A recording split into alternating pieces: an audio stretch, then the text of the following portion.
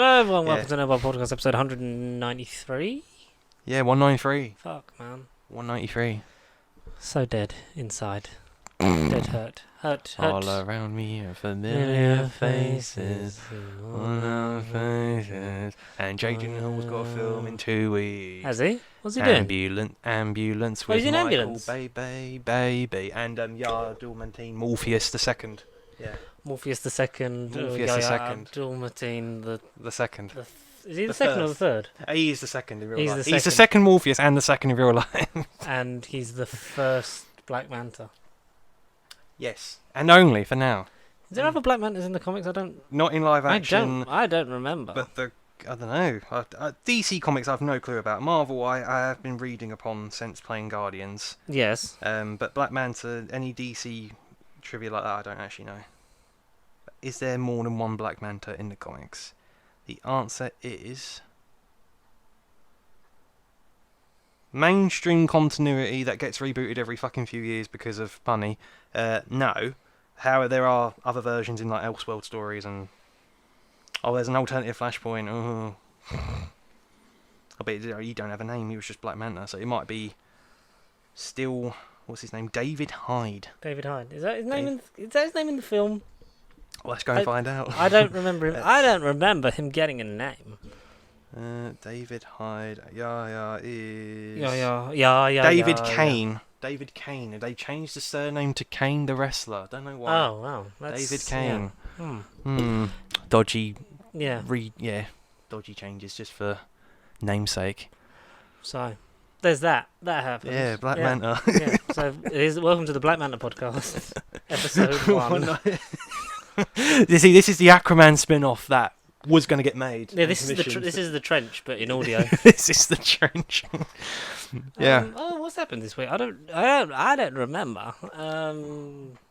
Yeah. So, popular culture things, movies things geeks, happening. yeah. Time and space.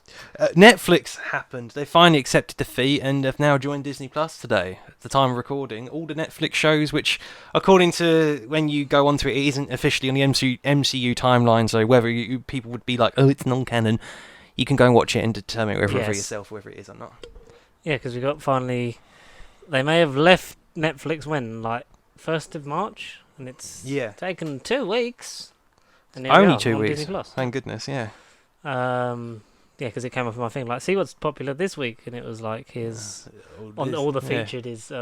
It's all weird the because Netflix it's like stuff. what was new on Disney Plus, and it's like you had The Punisher, and then you had like what to watch tonight, and it's like Jessica Jones, and it's like Oh, good. what you should watch every night is Daredevil, and then like at the end it was Iron Fist, because it was one of their posts on Insta as well. It was like they've all come home, and it for some reason it was in the order of Punisher, Defenders, Daredevil, Jessica Jones, Luke Cage, Iron Fist. Oh, right. In continuity. Like, But I know like Iron Fist was left out of like the Sizzle Wheel trailers and stuff, and people were Was like, it why actually?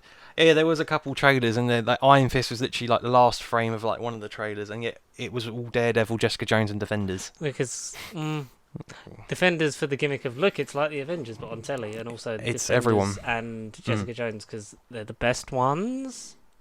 Yeah, I agree with that. I think all round, I think Punisher's really good. It is. It It's didn't, just depressing as fuck. and it just suffers from the Netflix long issue. Every episode, every season. Do you had think? the long problem. Do you think if they were made now, Mm. they would go down the Disney Plus route of like 6 episodes, as long as they need to? Some longer episodes than others. I feel like not to I think match Iron one. I Fist feel could've- like 8. Mm. Oh no, I don't know about Iron Fist. Maybe keep that as 6. I don't know. I feel like Iron Fist could have benefited from being a Disney Plus show.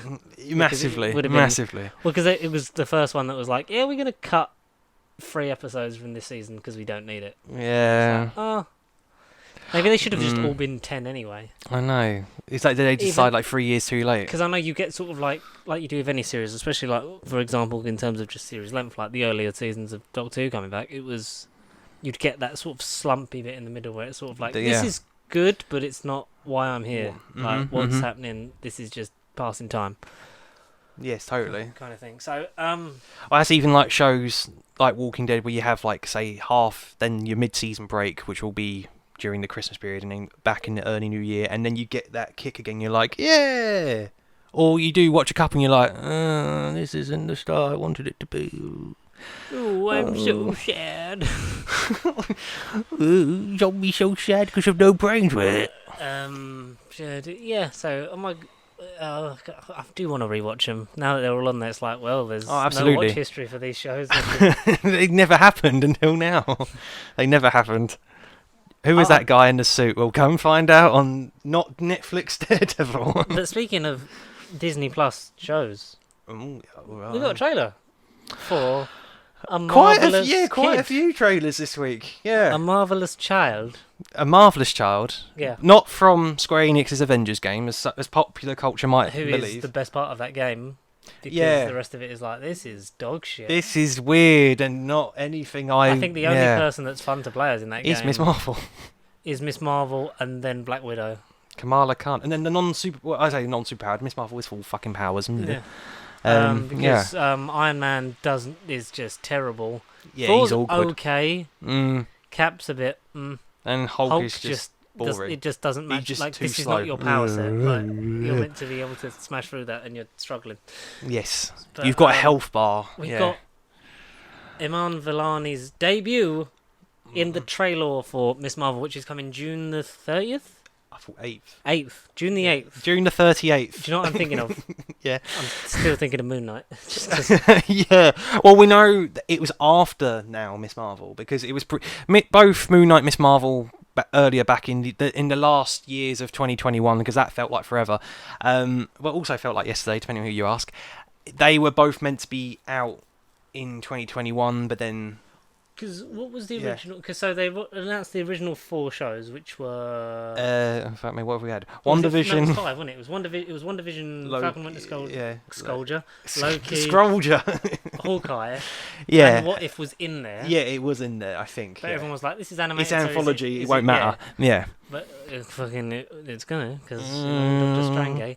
And then they did 3 more, didn't they, at D23, and it was like 3 more shows. Miss Marvel, Moon Knight, and She-Hulk. Moon Knight and it was She-Hulk, Miss Marvel, Moon Knight. Moon Knight was like the last one in the order, but then is now the first out of the new ones. I know, exactly, I know. But it was Secret Invasion, that 5th one, maybe? Was it Secret Invasion? Secret Invasion was Comic-Con, I want to say... Like last year, I thought. Yeah. Yeah, or the year, or like D23, like the November of 2020. Something like, Investor Day. Disney Investor Day, the year after Disney Plus came out, and it was like, here's all this shit we're gonna make now that millions of people have bought Disney giving Plus. us more money. Yeah. Yeah. Because then it was Secret Invasion, Agatha House of Harkness, because that is purely based off of a reception in WandaVision. Yeah, thank God. Which is a great Catherine Hahn fucking vehicle that I will watch many episodes of her just being a fucking crazy ass bitch. Yeah. Or witch. Make a what else? House of Harkness, I Am Groot. Holiday Special. Names escape me. Moon Knight, Moon Knight, She-Hulk. Echo was always kind of floating around, but weren't outright. It wasn't confirmed until later on. Yeah. Later on. Yeah. But have you seen the thing that? Yeah. So we'll get to the trailer before we get sidetracked like we normally do. I really like this trailer. It don't feel like a Marvel show to me. It just feels like I'm watching a. I like how Diary of a Wimpy Kid inspired. Yeah, it felt like a sort of Angus Wong's and Perfect Snogging. Yeah, that kind of thing. Yeah. Like it's I hope that the speech and thought bubbles in it. Yeah, like permanent. Yeah. It might just be a trailer thing, like the original Dark Knight trailer that was Jokerified when it was like the bat drawings over Christian Bale's face, like in the trailer. Oh, was it? Did you ever see it? Yeah. I haven't actually seen the Dark Knight trailer. No. It was the. No, believe it or not. It wasn't the original. It wasn't the normal one. It was like a special sort of like. It was like a treasure hunt, because I ended up on this YouTube video that was like dissect, because I watched this interview about the Batman. Yeah. And then the next recommended one was this basically like this retrospective sort of featurette on like the Nolan trilogy. Right. Really Okay. in-depth, like loads of DVD behind the scenes stuff. So I don't know whether it was like part of the trilogy like collection it had been put online or something, and it was like. Oh, this is really fucking interesting. And then it reminded me of the viral marketing campaign they really pushed for from Dark Knight and into Dark Knight Rises, which sort of, as they put it, like really changed the whole game of how films were advertised after that. And it was like yeah. And then this sort of like Easter egg hunt kind of thing that led to them discovering the trailer, but it had been edited by the Joker. Like there was sort of like graphics on there that like he's like writing blah blah blah or liars and like scars on people's faces and like drawing like a bat mask over Christian Bale. Oh, Like okay. when he's on the thing. Yeah. Oh. Google it. The Batman, I'll have to find the this. Dark Yeah. Knight Joker trailer. The Dark Knight Joker trailer. Jokerified. I think that's what they called it or something like that. Yeah, but that was a thing. So it felt Oh, right. very much like that. And because Yeah. I'd watched it, watched that video the day before, I was like, this is fucking strange. This is. But Iman Vellani looks like she's going to smash it. Like we're getting more representation because obviously Kamala Khan is a Muslim Pakistani. I think you're right. I was going to Yeah. say Israeli, but no. Yeah. I think. You Yeah. Google that I to will make sure correct that's correct. it. Yeah. Because I'll obviously correct we it. see a lot of her home life. We don't get an action shot of her in the proper suit. No. We get her looks at so basically like the comic. She's obsessed with Captain Marvel, and Brie Larson retweeted the trailer with Yeah. I "You know. are a superhero." Yeah. Iman. Welcome, and it was like, oh, for everyone that doesn't like Brie Larson, she does. Pakistani Canadian. Iman Vellani is Pakistani Canadian. Yeah, but the character, like, Oh, okay. because Their Miss character Marvel then is. She's Muslim. yeah, Muslim yeah, character, Muslim Pakistan. Yeah, I was I got something right. Yeah. Yeah, because we see like her like at prayer with the rest of her. I don't know what it's called. So I'm just gonna like do general terms so that I don't mess anything up. Like they're all like in their place of worship, praying and stuff like that. And it's like and it's the everyday problems. Like she got school. Yeah, she's there's got crushes. There's Yeah, like, stuff with boys. her friends. Exams, studies and all that stuff. While Yeah. being obsessed with like these because it's weird because this is the first time we're gonna meet a character because arguably even more so than Spider-Man that's grown up in this world. I was gonna say, and grown up with the blip and stuff. I was gonna literally mention almost. Yeah, the blip and like the gone whole through events, it. like because we've kind of got bits and pieces with it through Peter of like him being starstruck of like, oh my and god, also like the Far Captain From Home America. intro where they're like, oh, now all the kids disappeared, and now 5 years older.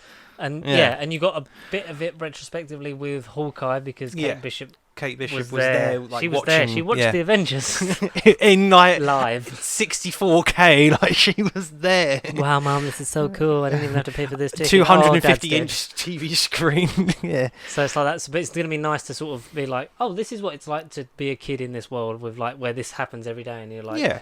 to you as a kid in that age, it's like this is just the cool shit. You don't have the whole thing of like, having to deal with an alien killing your best friend / mentor by burning half of his face off. Right. So that's going to be cool. We get the homemade costume. We get the beautiful poster where she's sitting on top of the lamppost, which is ripped straight off of one of the comic it's one covers. of the comics. Yeah, very cool comic. Which the posters have been really good at sort of like just sort of rejuvenating like comic book covers and making them live and just ripping it straight off the page.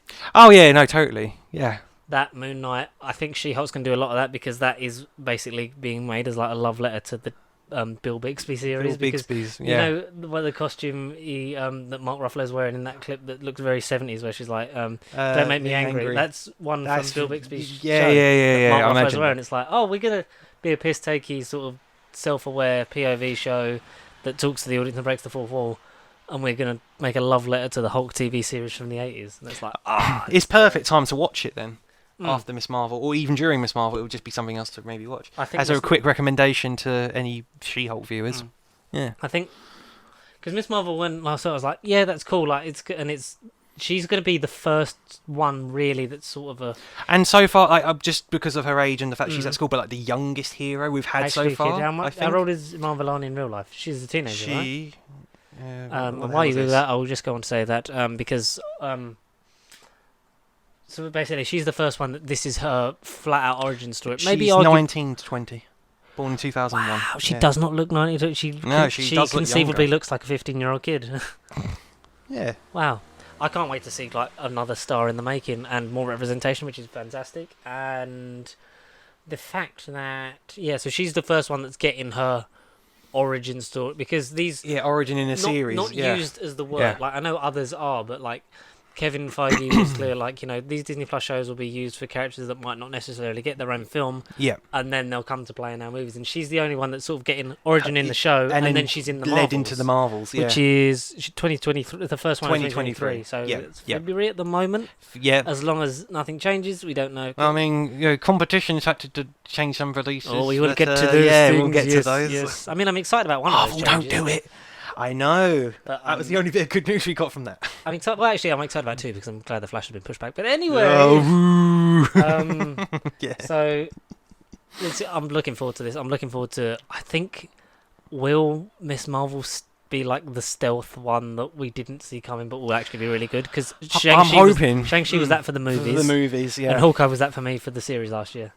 Okay. It's weird to think that all the Disney Plus series for Marvel came out last year. I know. Like it's watching crazy. WandaVision, like, January 2021, and then it's now been over a year since that happened. Madness, yeah. I look for they're coming to play, man. I think Moon Knight I'm stoked for, but I think Miss Marvel might not hit home for as many people, but in terms of what it's going to do for the younger generation that are growing up watching this now.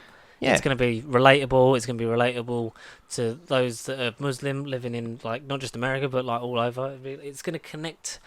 I feel like a whole coming of age thing. Yeah. And She-Hulk's going to be fun. And as far as we know, Secret Invasion is rumored to come fourth quarter of this year. Yeah, last of the year. Yeah, we think in the last little bit of principal photography. Yes, because we know that's been filming in Leeds, wasn't it? Yes, that's right. Samuel L. Jackson was walking around just looking like Samuel L. Jackson, a cool ass motherfucker. Yeah, I really enjoyed the trailer. And obviously the confirmed air date in June, and we shall see what happens. Shall we continue the trailer talk for a bit?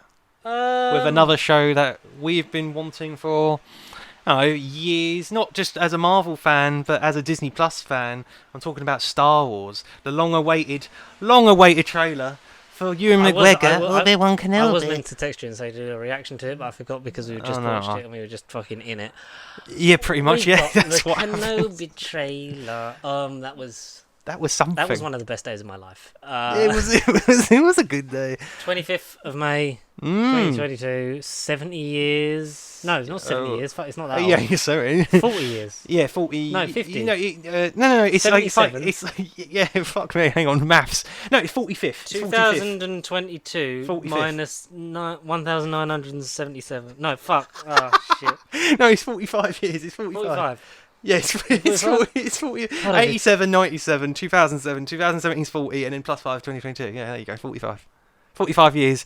Because it's the aired. Because I was like, why May the 25th? But it's the original release of A New Hope. Star Wars. Star Wars, later retitled A New Hope. Yeah. So 45 years to the day. Yeah. Since we last saw, since we originally saw Kenobi, that'd be really cool if like Revenge of the Sith had come out on May 25th, but I don't think it did. I think it came out on May the 5th. Oh, did it? Was it in May as well? I feel like they were all in May, just because like let's put it around Star Wars Day. Oh, it's fucking Rise of Skywalker, weren't they? Fuck that one so up. we got It was. We got some. It was. That's okay. May the 15th at Cannes Film Festival, and then theatrical was May the 19th. So basically, May the 25th. They missed it by a week. Ha ha. We got some Kenobi dialogue.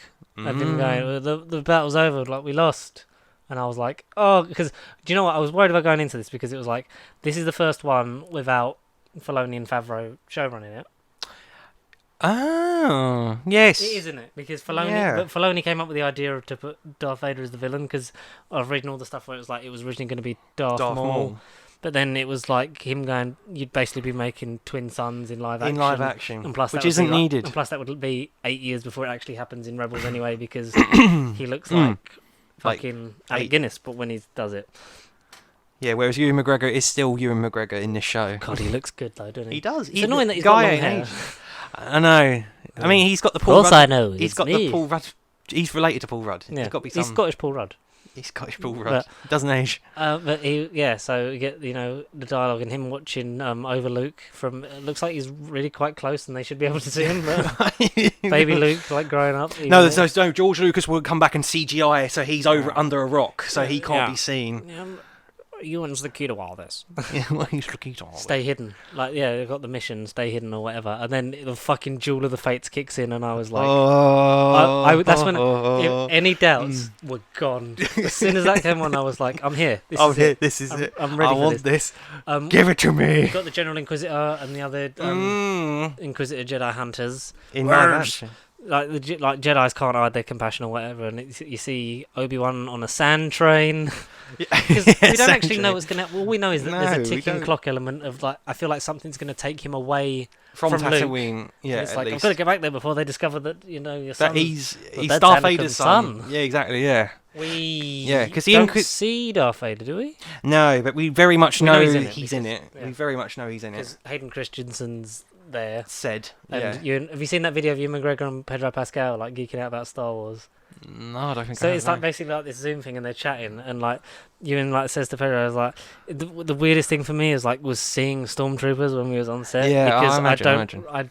And I had to ask people like, did we have stormtroopers in my one? And they're like, no, they're the clones. It's like because he was like, I just had the clones, and even then there was no physical costumes for the clones because it was all CG. Like the outfits had never existed. Oh right. Because obviously Tamora Morrison isn't like 6'5" and made of millions of people. No, of course not. He's although a legend, he's and worth millions. So he was like, he sort of like he was like talking about he has a moment to himself where like he first saw when they're filming on Tatooine and there's stormtroopers like, oh fuck man, I'm in Star Wars, and it's like that's Obi-Wan fucking Stormtrooper Kenobi. That's fucking Obi-Wan Kenobi. Pedro Pascal's like, yeah, it just does something to you, doesn't it? It just like fucking ignites some kind of retro like fucking minefield in your brain. It's like, oh, this is Geek Festival. Yeah. Oh, this is live action Comic Con. It was just like I could watch these two talk about Star Wars for hours. For hours, yeah. But yeah, we still don't know what it's about. It looks great. It's Deborah Chow is the director slash showrunner. Yeah, pretty much the one in charge of this. Yeah. Is she writing it as well? Oh no, so yeah, she's directing it. Joby Harold is the showrunner, and then written by Hussein Amini and directed by... Oh no, the project originated as a spin-off film. Alright, I'm reading the wrong things, bear with. And it's got John Williams as doing the theme, so that's going to be... That's something. Imagine if it's just Duel of the Fates, like every 2 minutes. So you've got story by... Stuart Beattie and Hussein Amini, like one who I said earlier. So that'll be the stuff they've carried over from the original production. Because it got overhauled, didn't it? Because it was doing this, then it all got delayed, and then because apparently... It was thought to be... Where is it? I literally had it just here. Where are you? So Darth Maul was Darth Maul was in the original plans for the Obi-Wan Kenobi series, with Ray Parker originally signed on to return. Maul was cut from the series completely once the creative overhaul happened, which was because it was happening and then it stopped for ages because they weren't happy with the scripts or whatever, and then that's when the whole prerogative of the series changed. And someone literally retweeted this with, I'm glad. Wouldn't make sense for him to appear unless it was Script Twin Sons about 9 years later. And then there was another one I saw that was like, Star Wars are just so scared to put any... Yeah. The scripts are too bleak. In the original set before the production overhaul, was like, these people live in constant fear of The Last Jedi. It's like, it's true, because sometimes you do need a bit of that. So, we shall see. I'm excited. 6 episodes. So there's a bit of carryover, like how story by... Edgar Wright, Joe Cornish, written by Peyton Reed, and that for Ant-Man. Like, so that elements will be carried over, and then the rest will just be like, and then here's what the series is now. Yeah. I imagine it's mostly just the setup pilot episode is like the same sort of elements, but then the grander story itself is its own thing. Yes, I imagine if the original was just him and Darth Maul, then maybe take out the Inquisitors. Maybe you could still maybe have had the Darth Vader-ish small role cameo for like an episode or two. But then we know the Inquisitors from Rebels work for Vader anyway, don't they? The Inquisitors work with Vader. So it makes sense that Vader's actually in the show. I don't want him to be in every episode. Oh, no, of course not. No. I want it to be Kingpin style. Just give us Mustafar Castle for like just him the first and last episode. Which is Netflix. Exactly. Where is Daredevil? Is it safe? Where is the man from Hell's Kitchen? It was renewed for season 4. I felt it. No. Yes. So, general excitement for Kenobi, I think, is at 11.5 million out of 10. Yeah, it's like, don't get me wrong, Mandalorian and anything Disney Plus, Dave Filoni, Mandalorian, move over, more like Mandaborian. Oh, got him. No, but the whole life since Revenge of the Sith, we just wanted more Ewan McGregor for years and absolute years, and the fact that this is now finally happening. Finally, Ewan McGregor has come home. He's come home. He has. He has. May the 25th can't come soon enough. Back to the Marvel side of that, is that rumoured with this, it's just dropped on Disney Plus. People are saying there's rumours circulating that Marvel's reportedly expected to start production on a new Daredevil project by the end of this year, with the original cast returning. Rumoured to be a season 4. Further fueled by the fact that Oh dear, what's... Oh. Charlie Cox had this to Mr. say. Cox. What has the fox said this time? He went, wah, ba, ba, ba, ba, ba. He went, I would have to get more time with Bullseye. We just touched on that story and we're just gearing up for it. Before we weren't allowed to continue. I really enjoyed working with Wilson Berthel in that character. Daredevil versus Bullseye rematch needs to happen. Good man, Charlie. But you know who needs to be Bullseye? Colin the Penguin Farrell. I think Colin Farrell is one of the most underrated actors of this generation. I feel like he's glorious. He is great in everything I've seen him in. That's not very much, but everything I've seen him in, I love. I love Colin Farrell. I mean, I don't know about Bullseye's look. I still have yet to see Daredevil, but his face, I don't know. Something about Colin Farrell's face. Let's bring him back against... What's his name? Charlie Cox. Literally just said, yeah, there you go. Charlie Cox. You're right. I don't know, the name just went blank. I was like, who is he fighting? In the squared circle. But yeah, Charlie Cox, please come back for more. Hopefully in She-Hulk as well, because that would make sense from a character point of view, because as both protagonists will be lawyers, and it'll involve some sort of court case, and maybe halfway through the season, we can't find the evidence, we need help. And who's here to save the day? The man from Hell's Kitchen. Yeah. It makes sense. Have you got PayPal? I may. Yeah, I do. I may. Because I've like to confirm my email like 16 times. Have you? Yeah. I haven't had. It's really annoying. But while I do that, let's talk about the fact that... why did I close the pictures? I hate when that happens. There was... Keeping along the Daredevil, like if there's suddenly a surprise here's season 4 like we all wanted. Yeah. Like surprise we got the rights back, here's season 4. The fact that there's a deleted scene from No Way Home which included Foggy Nelson. Yeah, I did read that. And which would have been weird because in the 2004 or 3 film, 2003. 2003. Yeah. In the 2003 film, Jon Favreau played Foggy Nelson. Happy Hogan Nelson. Ben Affleck is SpiderMan. What? How would that would have gone down? How would that That's an image. Ben Affleck in the red. No, I meant for like Foggy to be back, like the real thing, not the fake thing I made up. Like what's the fake thing? No, the thing's the thing. He's from Fantastic Four. Ever-loving, blue-eyed thing. Oh, I need to see that. I need to see both again, Daredevil and Daredevil, and then combine them together. Because Daredevil's not on Disney Plus, like the film. The movie isn't. Yeah, I'm sure it isn't. No. Is Elektra? I feel like I've seen Elektra. Let's find out. Yeah, I'll go maybe. I want it quickly. I doubt it is. Probably not. Because why not have one but the other? But then again, Fantastic Four 2005. Where are you guys? I know you can VPN it in other countries, but why is Silver Surfer and then not the first one? It annoys the heck out of me. Yes. What was I saying? I hate losing like where I'm at. It's really annoying me. Moon Knight will reportedly feature a cameo appearance from Mark Ruffalo's Bruce Banner / Hulk. And that will lead into She-Hulk, presumably, if it's or just like. Hey guys, I'm here. Because because apparently like there's loads of early reviews for it that have come out. People on Twitter, that journalists that have seen like the first 3 or 4 episodes, which is basically like half the show. Yeah, basically said that this is like whatever you're imagining. This is beyond it. Like this is like it's. A lot of people said like it's cut from like it's not separating itself from it, but it's like it's free of all the ties of the wider universe. It's literally just allowed to be its own thing. This is Moon Knight. You gotta keep seeing that article. It's free. Just Moon Knight. It's not a thing of like Moon Knight in the Marvel connecting all the dots. Yeah, this is just Moon Knight, and obviously like he'll come into play later on in some kind of way. Absolutely, but yeah, man. No, I just feel like if they're gonna, it's great that he's all independent and that the show can just be its own thing and be very different while still obviously remain in it. But then just to see, like, just have a Jon Snow cameo at the end of the last episode. I think it will have like cameos and stuff in it. It'll be very sort of Daredevil in the way it feels of like this is just a piss take, but like here's things to be like, oh, this is in the universe. Don't need it through the show. I just want it at the end. Just give me a scene at the end and then I'll be happy. But speaking of Daredevil, not Daredevil, Deadpool. Yeah. Deadpool. Apparently, what's happening with him? Sean Levy's going to be the director. Thank fuck. I know. Adam Project stream on Netflix. I haven't seen it yet, but I've been meaning to.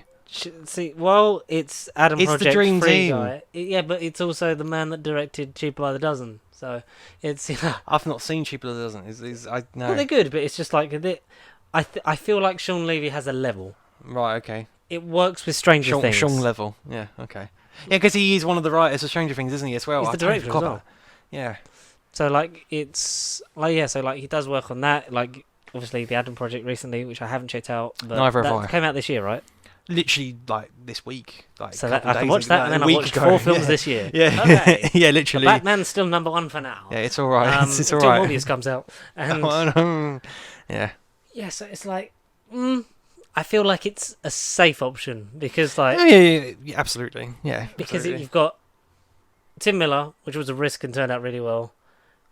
David Leitch, and it's like that was fucking lovely. And I feel like David Lovely, and I feel like with this it will just sort of be like, it's a way to sort of not PG-13 him in terms of the rating, but in terms of the style. Yeah, I feel like it's going to be okay. made You like say a Free that, Guy style, and it's going to be sort of like, oh, this is how you make Ryan palatable as Deadpool. Because he basically just... For the corporate synergy. The thing with Ryan Reynolds, and it's a thing that I heard on the most recent episode of The Big Damn Cast, which was very good because they talked about the Batman, but they talked about how they feel like Ryan Reynolds is becoming the action version of how Jim Carrey was in the 90s. Oh yeah, no, the comparisons are there. Yeah, absolutely. He plays the same archetypal type of character. Like it's good. He's playing himself essentially. It's not a bad performance. But No, he's just doing the same thing in every film. Not saying that it's not enjoyable because a lot of Jim Carrey stuff in the 90s is enjoyable, but it's like it's formulaic and you sort of you lose the novelty in the special. You're essentially watching the same film, but just in a different reskinned. Case. Yeah. And I was like, oh, that is quite a good point because I think like a lot of people didn't like Free Guy because the marketing and like it's marketed as a like it's clearly people that love like gaming made this, but it's also dumbed down so that people that aren't into gaming can understand follow it. So it's either a passion project for gamers or it's making a passion project for gamers that's on the level of accessible to the everyman. So it's like it's a bit confusing. It's like it's another good point. But I had a lot of fun with it because I think it came at a point where we needed a fun film. Absolutely, we needed a fun movie. It was, but because I thought about it and I was like, if you look at his films from from 2021, from 2021, okay, yeah. Red Notice, Hitman's Wife's Bodyguard, yes, and Free Guy. They're all kind of the same thing. His performance in all of them are the same. Yeah. He is the same. Not that it's bad. No, of course. But it's the same guy. Yeah, 100%. But I think Deadpool has retroactively created that. I feel like before Deadpool, pre-Deadpool, he was a different guy. Yeah, he was just the perceived. He was the funny, sexy guy in. That was a shit green superhero once. Yeah, he'd be in like most rom-coms, like The Proposal, and shit like that, and it was like, it's sort of like he'd be like the jackass, like layabout that didn't do much of his life, kind of thing. And then it was because that was in The Change Up with Jason Bateman. Yeah. That's a good film. I like that. That's a good comedy. So, but I think post Deadpool, it's all like let's just have Ryan be Deadpool, but he's Ryan. Which isn't bad because I think Ryan Reynolds brings a lot of himself into Deadpool anyway, because a lot of that humour, like they almost are sort of like one being, like Venom, like the Deadpool character is that, and Ryan Reynolds is also that. So together it just amplifies. And he's like the dream team and I think on paper. That works the best in those films because it's like it's not just Ryan doing that performance; it's also like an extension of that character. Like that's how that works, and that's when it works best. So when you're doing it without the suit, it's a bit like this is just Deadpool, but without Deadpool. The costume. It's like why isn't he talking about? It's like 12A Deadpool. Why isn't he talking about Wolverine? Like and you've also oh dear. You've also got similar, like even his voice performance is in like The Croods and forget about that. Yeah, The Croods. Detective Pikachu. It's very it's Ryan Reynolds just without Deadpool. Yeah. So not a problem. Like because I like him, but I feel like it's going that way because it's just a safe bet. 3 of the live action films we saw him in. Similar performances, and I think Free Guy was the best out of all of them.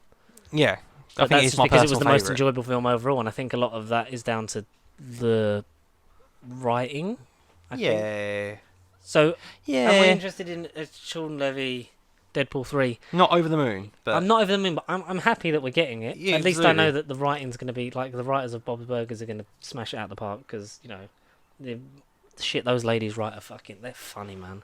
I need to get back into that before the movie because that comes out. Blimey, I forgot Bob's Burgers getting a movie. Mm-hmm. Something to watch this year. Yeah. Well, I need things to watch. Did you know? Did I know? So when asked on whether he'd be in Captain America 4. Is this Matt Berry? No, Sebastian Stan. I fucking wish it was that. When I was asked if I was going to be Captain in Captain America. America, I said I'd play I've Captain Falcon. yeah. So, basically, whenever asked if he was in Captain America 4, Sebastian Stan said, "If Anthony Mackie has any say in it, I'm probably not going to be in the movie." Because of their friendly banter. Yeah, because of their love-hate relationship. It's it's a play-up thing because they just do it like it's like when they would banter Tom Holland about like just a fucking when Anthony Mackie would just go, I just fucking hate that kid. Oh wait, you haven't seen my movie. Oh wait, I haven't seen the Falcon movie. Oh wait, there isn't any. He's fucking wrong now because now he's Captain America and he doesn't. Idiot. And now Captain America doesn't remember who he is. Exactly. I was gonna say at least he'll be remembered for his goddamn movie, Tom. But yes, that was a thing. R.I.P. Tom Holland. Yeah, Greatest Spider-Man to ever live. Apparently, there's going to be a Doctor Doom Disney Plus series that's going to follow Victor trying to rescue his mother from Mephisto. And after many unsuccessful attempts, will consider asking Doctor Strange for assistance. Now that's just a proper rumour mill from MEU. That's like out of nowhere because we haven't had Mephisto, we haven't got Doctor Doom. We've Doctor Strange confirmed. But Mephisto confirmed, Connor, like it is in every trailer. Obviously. In the Miss Marvel trailer, when she turned around and said another Avengers shirt, she has horns drawn on her. So she's clearly Mephisto, Connor. Oh, I didn't see that. That's clearly. Fuck! It's Mephisto Marvel. Mephisto. It's Miss Mephisto, guys. Oh no! I didn't see that. Did you know that Topher Grace revealed that Sony? Is he part of the Craven family? No, Sony rejected his idea for him to appear in the Venom Let There Be Carnage promotional material. Wait, Topher Grace rejected or Sony rejected? Sony rejected Topher Grace's idea. Oh, Topher! No, you should have been in the corner. Just, hey guys, I'm here. Because he wanted like him front and center and like dressed as Tom Hardy, and then just for it to be like, oh, it's not my Venom. Oh no! It's like, that should have been like a deleted scene at least. Yeah, that should have just been mad referential full breaking moment. If only. But alas, we're not allowed nice things. Just like we're not allowed the fact that we saw... just like we're not allowed DC films. That was a good segue. Oh, that was great. I went to segue a different way and reversed back down. Kind of like Flashpoint. You went back in that moment before that moment actually happened. It's the fastest superhero. He's had the slowest movie production. Like of all time, I don't know, of all time. So it's definitely up there. We got an update on the DC slate, yeah. Which is ironic because at the end of the Batman, they show all the movies that are coming out this year. Why the fuck they're going to remove it? They've got to remove it.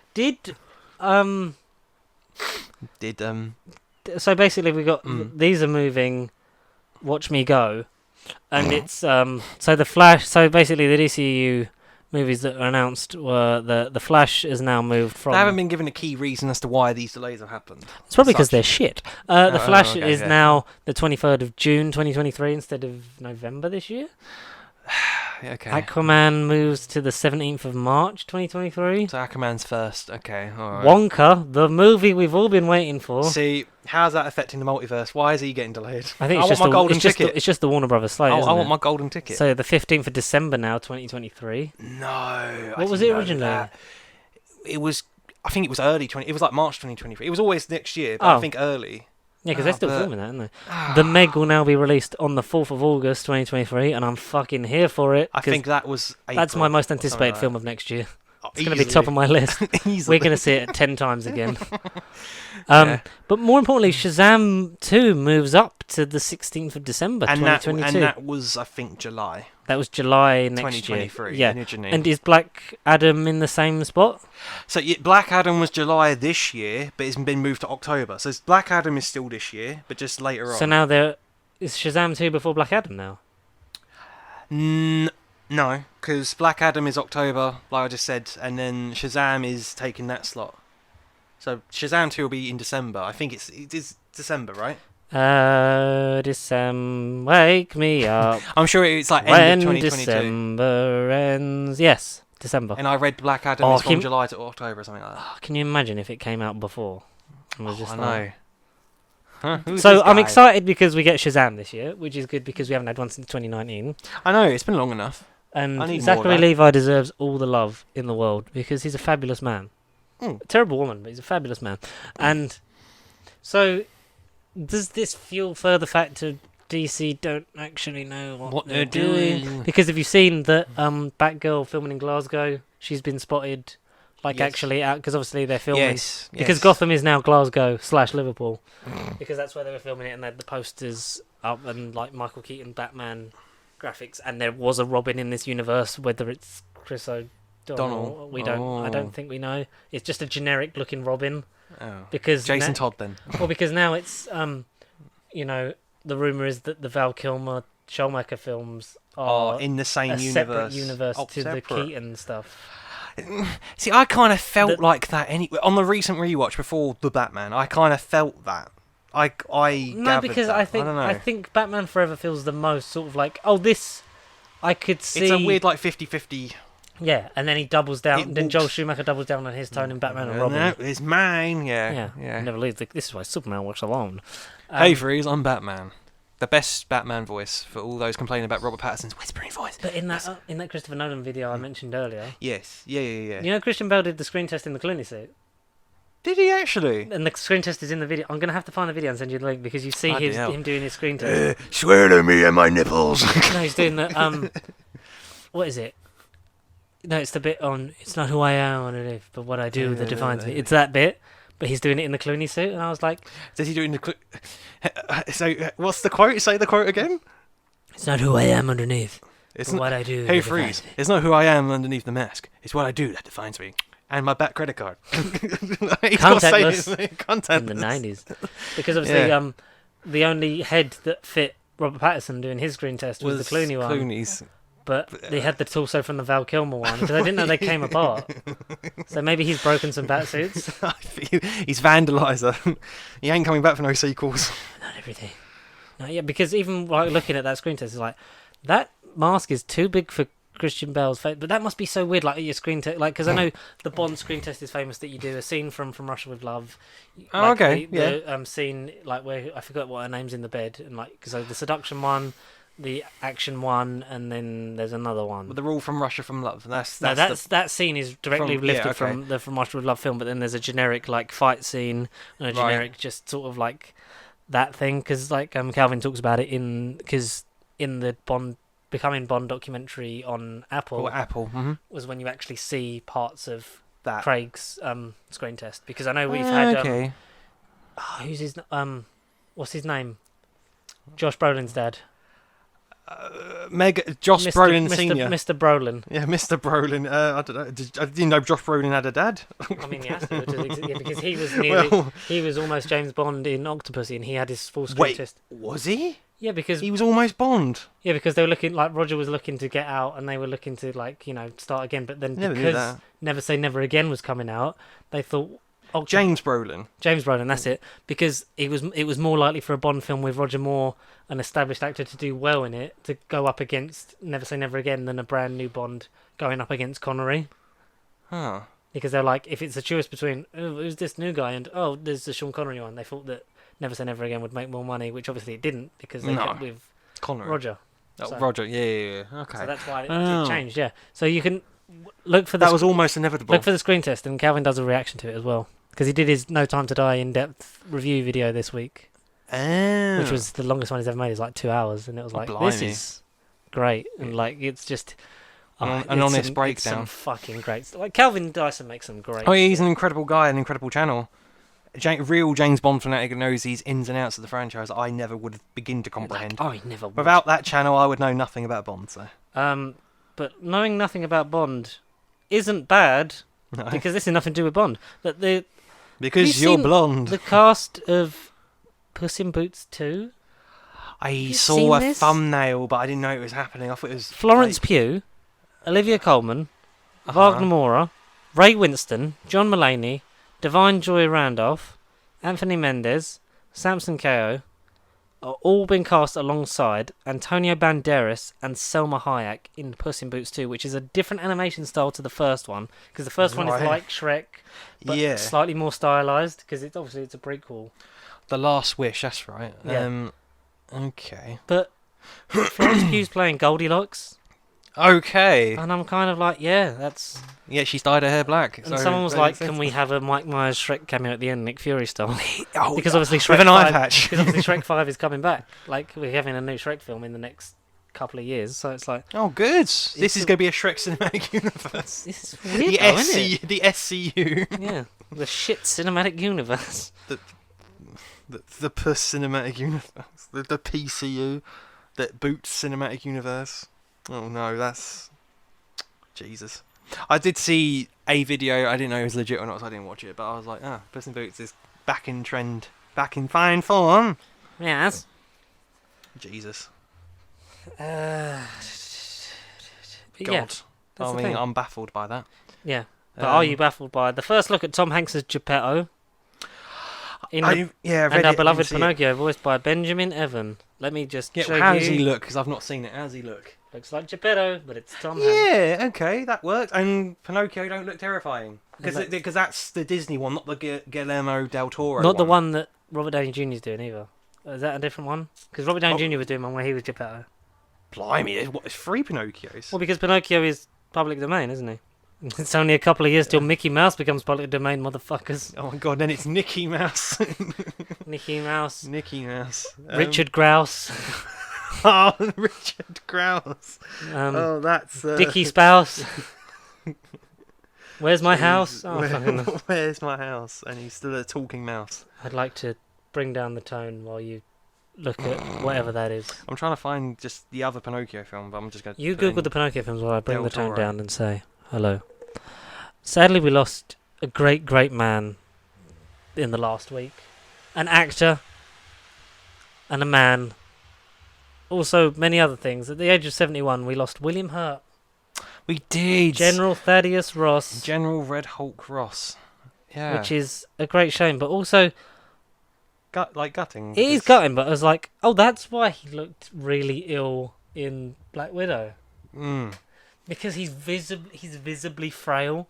Like, he's de-aged. Yeah. But it's also like, God, William Hurt's really skinny. And he's walking with a cane. Like, is this a stylistic choice? Like, a character thing is like, oh no, he's just ill. And then we've sadly lost him this week. Go and check out William Hurt's stuff, because he's not just General Ross. He's been in many, many things. Let me just get some filmography up for you. Did you find out? So Downey Jr. is not in Del Toro's one. So I'm now going to search... Who is Robert Downey Jr.? I'm now going to search up fake Iron Man's filmography, and... He was making one where he was Geppetto. Unless that changed, I don't know. Film... Pinocchio, Geppetto. David Cronenberg's A History of Violence, Artificial Intelligence, The Village, Syriana, The Good Shepherd, Mr. Brooks, Into the Wild, Robin Hood 2010, obviously as Thaddeus Ross, Kiss of the Spider-Woman, Children of the Lesser God, Broadcast News, Body Heat, Altered States. Guy's been in some good stuff. I do want to check out more of his filmography. So Altered States was his first. I need to. His first feature film. He's done some great stuff. The Doctor playing Mr. Wonderful. Trial by Jury. Jane Eyre. He was in Sunshine. Sunshine on Lilith. On Lilith. Sunshine. He was in the Sunshine the movie.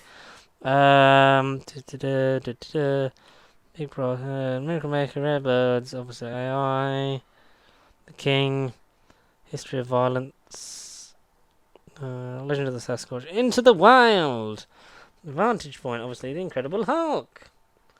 Oh, it was 71. 71.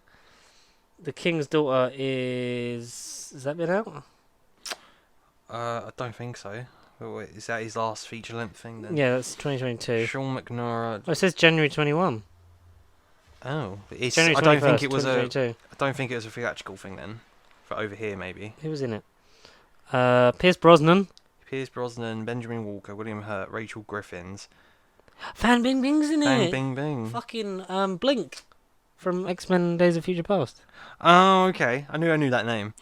Ben Lloyd Hughes, Paul Ireland, Pablo Schreiber, so Sabretooth's brother, Liev Schreiber's brother. I'm assuming he must be his brother, right? Yeah, half brothers. Yes. Okay, they're Fucking hell! I thought you just pulled that out your ass. I just assumed. Benjamin Walker, who I feel like I recognise, but who the hell have you been? I feel like I do know you. He's what's his name? Fucking what's his name? John Walker. It's John Walker's friend. Oh no, he's in Jessica Jones. He was Eric Geldon from, I assume, season 3, 2019. Season 3 Jessica Jones. Wow. I don't know who Eric Geldon is. I can't Fin Bin remember. Bing was in the 355. Yes. Jesus. Yeah. You did not like that film. Just wasn't memorable. I Who? still think it's the worst film of the year because it's the weakest film of the year. It's the weakest film of the year so far. Weak. Real letdown. Well, what we do to alien spies, Petty? Downey Jr. was playing Geppetto for Disney, and then Tom Hanks. Replaced. Yeah, Yeah, but Tom Hanks is Disney's sweetheart. Yeah, he's Tom Hanks, man. Tom Hanks owns Disney, probably. He's Tom Infinity Hanks. He played Walt Disney, so technically he is Disney. He did as well, didn't he? Yeah. I am Disney now. I am Disney Incorporated. He's like that TikTok. If you wanna stop me, you're gonna have to fucking kill me. Yeah, that is him. Yeah. Do you remember like when he talks about like someone like he did an interview and someone put a mic in front of him and went, is there gonna be a Toy Story 4? And he goes, yeah, I think so. It's like, and I had a phone call from the Disney lawyers the next day. It's like, you can't legally talk about a Toy Story 4. It will affect our stock market. Right? You went, listen, pal, I'm Woody. I can say whatever I want. They just lose their fucking minds. I love Tom Hanks. Tom Hanks is amazing. Has Tom Hanks ever made a bad film? No. No, but from what? No. He's made weaker ones, like Absolutely. the Angels, Demons, fucking Da Vinci Code stuff. I'm like, what is the point? That trilogy, yes. The first one's the best. What is the first one? The Da Vinci Code. Yeah. Da Vinci Code. And Splash is underrated, and Turner and Hooch is okay, and Big is fucking epic. Top tier. Big. I loved Big. Yeah. God-S. Loved Big. Have you seen The Burbs? No. The year after Big, 1989. No, I've not seen it. Or Probably on Disney Plus by now. Apollo 13. I think it is. Fucking amazing. The Green Mile. You seen The Green Mile? That is a deep film. That's sad. It's a very deep film. I don't think I think if anyone watches that and doesn't cry, you just shouldn't trust them. Yeah, absolutely. Yeah, sets them up for life. Yeah, your friend right there sitting next to you. He ain't your friend. He ain't your friend. He's not your friend. What else happened this week, Squire? Well, the BAFTA happens. The BAFTA Awards happened Sunday. Sunday just gone. Last Sunday, by the time this video comes out. And yes, the BAFTAs. That's yeah. So we didn't touch on the nominations because we've mainly focused on the Academy Awards, like every fucking media outlet. Oh, is that what we spoke about the Academy Awards? And it was the BAFTAs. Yeah, because remember that's when the episode broke, and then we had to do it again, and we wanted to kill ourselves. Oh, great. Okay. So when are the Academy Awards happening? Well, have they already happened? And we're just going to pretend to. No, end of March, I think. Oh, okay. So okay, good. All right.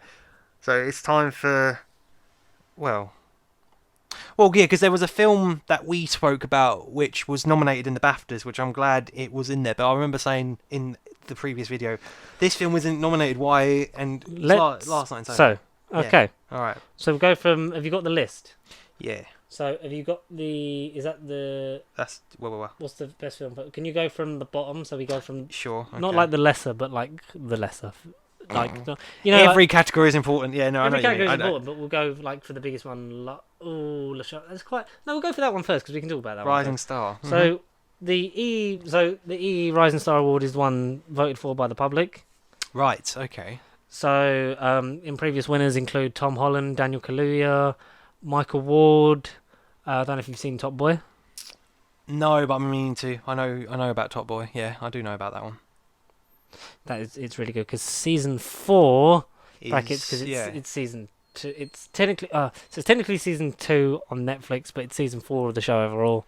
Comes out Friday. It's out today. Is it a weird release? So it was on Channel 4. Yeah. Seasons 1 and 2, like 2011, 2013, and then Drake, the rapper, like because he watched it and he didn't come back because it got Channel 4 didn't pick it back up, and he brought it back. He like basically became an executive producer, paid money like for his production company to make it, and then it went like to Netflix. Oh, I see. So under Netflix, like season 3 is just listed as like season 1, so it's a separate thing because it was a Netflix original. Okay. But then the first 2 seasons are renamed like Top Boy Summer House, but that's Top Boy season 1 and 2 because right, okay, they just changed it. Yeah, of course. Okay, right, I didn't know it's that. It's all the same stuff. Yeah, but it's really good, and the stuff like when it gets to season 3, you're like, this is where all the money is, because it went from 4 episode seasons to 10, but then with the season coming up, it's just 8, which I think because the short in the 4 episodes you get in the first 2 seasons, it's like there's some big good shit stuff. happens. Yeah, man. Yeah. It's good. Ashley Walt was in it, and he's great. And I'm thinking of other actors that you might know in it. I don't know. There's some people in there you'll be like, I know them. The lady from Waters of Mars, the one that's like, the Earth is so much water. She's in it. She's one of the kids' mums, and she's fabulous. Lovely. Oh, okay. But yes, so previous winners include those. So the nominations were Lasana. Oh my god. The new 007, Lasana. I can't even say her name. Lasana. Iron Man in Doctor Strange Multiverse of Madness, maybe. Lashana. You say her name. I've butchered her name. Lashana Lynch. Lashana, yeah. Lashana Lynch, Ariana DeBose, Harris Dickinson, Millicent Simmons, and Cody Schmidt McPhee. Nightcrawler and Power of the Dog. Kurt Wagner. Kurt Wagner. The Nightcrawler. But who won? And the winner was... Who was it? James Bond, ladies and gentlemen, Lashana Lynch. Lashana Lynch, it's great because she's had a great couple of years really. She was in Captain Marvel. Captain Marvel, you got Maria Rambeau. Yeah, and she's in James Bond. Has she got anything coming up? Let's have anything a quick big coming up? Because she's a great... How old is she? Doctor Strange. She's 34. I didn't think she was that old. I didn't think she was 34. But then again, looks can deceive. Yeah, and also like the fact is like you just expect someone like her to have been around a long time because the way she commands on screen, it's like you are not new to this. You've been doing this forever. So what was her first film? First film was in 2012. Fast Girls. So that was 10 years ago. So early 20s. So yeah. So really the stratospheric rise. But her first role was an episode of The Bill. Yeah. Is that lies? Is that lies? So what we're looking at here is a Wikipedia article that says she's in Doctor Strange in the Multiverse of Madness as Maria Rambeau / Captain Marvel, which is obviously maybe the glowy variant person we've seen. It may be Kang as Iron Lad. It's 3 screenshots, and to me it looks like 3 different people. It's weird. One of them looked like Maria Rambeau, Captain Marvel. Yeah, One of them. I mean, that's cool because then we actually get to see her be Captain Marvel. Yeah. Because she's rumored to be in the Marvels. as well, which I didn't know. Oh, no, she is. Yeah, no, she is in it. She is meant to be in it. I knew she was somehow in it. But we're past the 90s. Unless we stay in the 90s, maybe if all the Captain Marvel films just happen in the past, I wouldn't mind that, because then we see all the growth, and that's why she's just like a really great leader in like from Avengers Endgame onwards. I don't know. But yeah, if she gets to like play the badass cosmic superhero as a fucking variant, because they all look like it could be, like you said, like it could be all three of them. It could be Tom Cruise, Lashana Lynch, and Jonathan Majors. Oh, even all meant in Captain Marvel. I was like, hey. But yeah, it could be those three people in one bit. I don't know. Who knows? No Time to Die, Ear to Eye. Matilda the musical. I don't know. I think that's Netflix or Disney Plus. No, I feel like Netflix. I feel like you're right. Good cast with Miss Honey. So that's a really good get for her. Now we're going to find out she can sing. The Woman King. Don't know what that is. If I No Time to Die, then Captain Marvel. Really? So. Oh yeah, she was in Brotherhood. What's Brotherhood? It's the Noel Clarke trilogy. Yeah. Oh, okay. Yeah. Fuck that guy. But no, I mean, if the film's fine and... Have you seen that John Barrowman is at Wales Comic Con this year with David Tennant? So you can get photo ops with both of them. Okay. And like when Showmasters like announced it mainly on Twitter, because I don't really check Facebook for that kind of shit. Yeah. That the reaction was very it was it's what it is. It's one or two ways, and it really fucks me off because it's like everyone like because I get the people that are like, if I like, and that's me cancelling my ticket, or that's just determined that I'm not going to buy a ticket, or like and someone wrote like, is getting sexually molested like included in the price or something like that. And and people are like, grow up and stuff like that, and, like always all this hate like coming from like, I'll go to Facebook where it's a lot more positive, and it's like, you can't like look. You can't deny that the man did not, like, just because he's denying that he did, like, that things, he bad things. Like we said before, I honestly think if John Barrowman had come out and been like, look, shouldn't have done this. It was a time when I thought it was okay. Like, he's been reprimanded. We know in 2008 because, like, on the Torchwood series 2 set, they were like, this shit doesn't fly. But then did it again on Miracle Day because there's a surface clip of a Comic-Con where Eve Miles talks about him wiping the windscreen of her driver's car with his penis, and it's like, so he clearly did nothing because he did it again on Arrow anyway. So it's like, if he'd have come out and been like, look, it was stupid, immature behaviour, I shouldn't have done it, I didn't really think about it, like, I'm sorry, that's not who I am. I genuinely think, like, maybe it would have taken a while, like, you would have had like a, let's not have you on the show for like a series or two, like, we'll let the Doctor settle in, like the new one settle in before we think about, because they leave it in a place where Torchwood and Jack exist. 100%, yeah. And a lot of people have said that because of like Miracle Day and like the end of Children of Earth, like Torchwood has evolved past the need for Captain Jack. Yeah, I feel like you lose some of that broader audience appeal of having him in the it. face. You could easily, like, I would definitely watch it without him. Yeah. It's I'm really glad retroactively that Noel Clarke wasn't in fucking Children of Earth. Yeah. But I just think, like, if he'd have apologised, it would have been a way back. But it's almost like he's doubling down and being like, I've done nothing wrong, the BBC are the ones bullying me, blah, blah, blah. It's like, are you fucking for real, John? Like, are you okay, John? Clearly not. Because it's like, what's he got to... Like, we stand with John Barrowman. It's like, you can't deny that he's been... Like, if you're fine with him getting his penis out without consent and rubbing it on people's shoulders, like, what if he'd done that to you? Would you feel fine with it? Oh, I'm A-okay with that, son. No. You do an impression of one of the idiots that thinks it's fine. Yeah, man. I've got a Twitter keyboard. I can type whatever I want, and I'm a fan of John Barrowman. Yeah, y'all. You from Ireland? Bray County, Wicklow, Ireland, with a pint of Guinness. Okay. Now, enough about John Barrowman's penis. What was the next award at the BAFTAs? Jesus. Right. So from bottoms up. Well done, Lashana Lynch. Yeah, well done, Lashana. Iron Man Lynch. So we got Best Short Animation and Best Short Film, but to be honest, I've not seen none of these. I've not seen any of them, so read out the ones that didn't win, and then read out the that didn't win. So Best Short Animation first. There's only 3. Affairs of the Art, Night of the Living Dead, which sounds like a parody of the classic zombie film Night of the Living Dead, and then the one that actually won that award, Do Not Feed the Pigeons. Like with most things, we haven't watched these. So, no. Well done, guys. We should probably learn to pay more attention to your craft. To short stuff. No, I mean... Last time I saw him, he was giving me an Oscar. The best short film. So we got Fem. The Palace. Jodie Whittaker, pretty cool. It would make so much sense. The Palace, Stuffed, and then 3 meetings of the Extraordinary Committee, and then the one that won the award was called The Black Cop by Cherish Oteka. Yeah. Well done. Like with previous. See what happens. Yeah. Maybe what could be a potential Marvel director one day, DC director. Who knows? Oh, I don't doubt that that's the breeding ground for them. These people make wonderful things, and we should be able to have access and see them a lot more regularly than we do.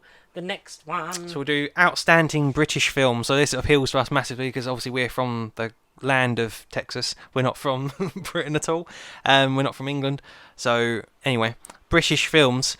Belfast, After Love, Ali and Ava, Boiling Point, Cyrano, I think it's Cyrano. Everybody's talking about Jamie. Don't know who though. House of Gucci. It was all about Jamie. House Gucci was Gucci a British film. I don't get that I one. know Ridley Scott did it, but I didn't realise it was a British film. Last Night in Soho, certainly British. Oh yes. No Time to Die. I mean, yeah. A bit of a cop out. They and an award that they can actually win. And Passing. I don't know what Passing is. And the winner was Belfast. Kenneth Branagh. Partially based on his life growing up in the time of Ireland, and back in the 60s and 70s. David Tennant's child's in it. His oldest one. Yeah. Olive Tennant. Yes. Yeah. I don't know if Ty's. I think Ty's in it as well. Maybe I don't know. We'll find. Oh, let's have a little. Let's have a trouble. All right. Let's cast. Kieran Hines, Colin Morgan, Lauren McDonald, Colin McNeil. None of them are so and so Tennant. Oh, Olive Tennant. Yeah, Olive Tennant. There. So is Ty Tennant there, or I know you no. went to the premiere, so maybe he was just going with his sister. I don't know. Possibly then. Or an uncredited cameo appearance. The next one on the list. Outstanding debut by a British writer, director, or producer. No, I like this. I like this as a category. As a category, I think it's a good one, and I'm happy with the one that won, but I'll save that one. After Love, Boiling Point, Keyboard Fantasies. It's about the people that are outstanding debuts. So Aleem Khan, who was the writer-director for After Love. Boiling Point was written by James Cummings. In relation to Dominic. As far as we were aware. And Hester Rolfe. And also written by Philip Barantini and produced by Bart Rispoli. But then I assume James Cummings is the director, but then for whatever reason it's bracketed as writer. Anyway, Wikipedia, sort yourself out. We got Keyboard Fantasies, writer and directed by Posey Dixon, and then produced by Liv Proctor. Proctor.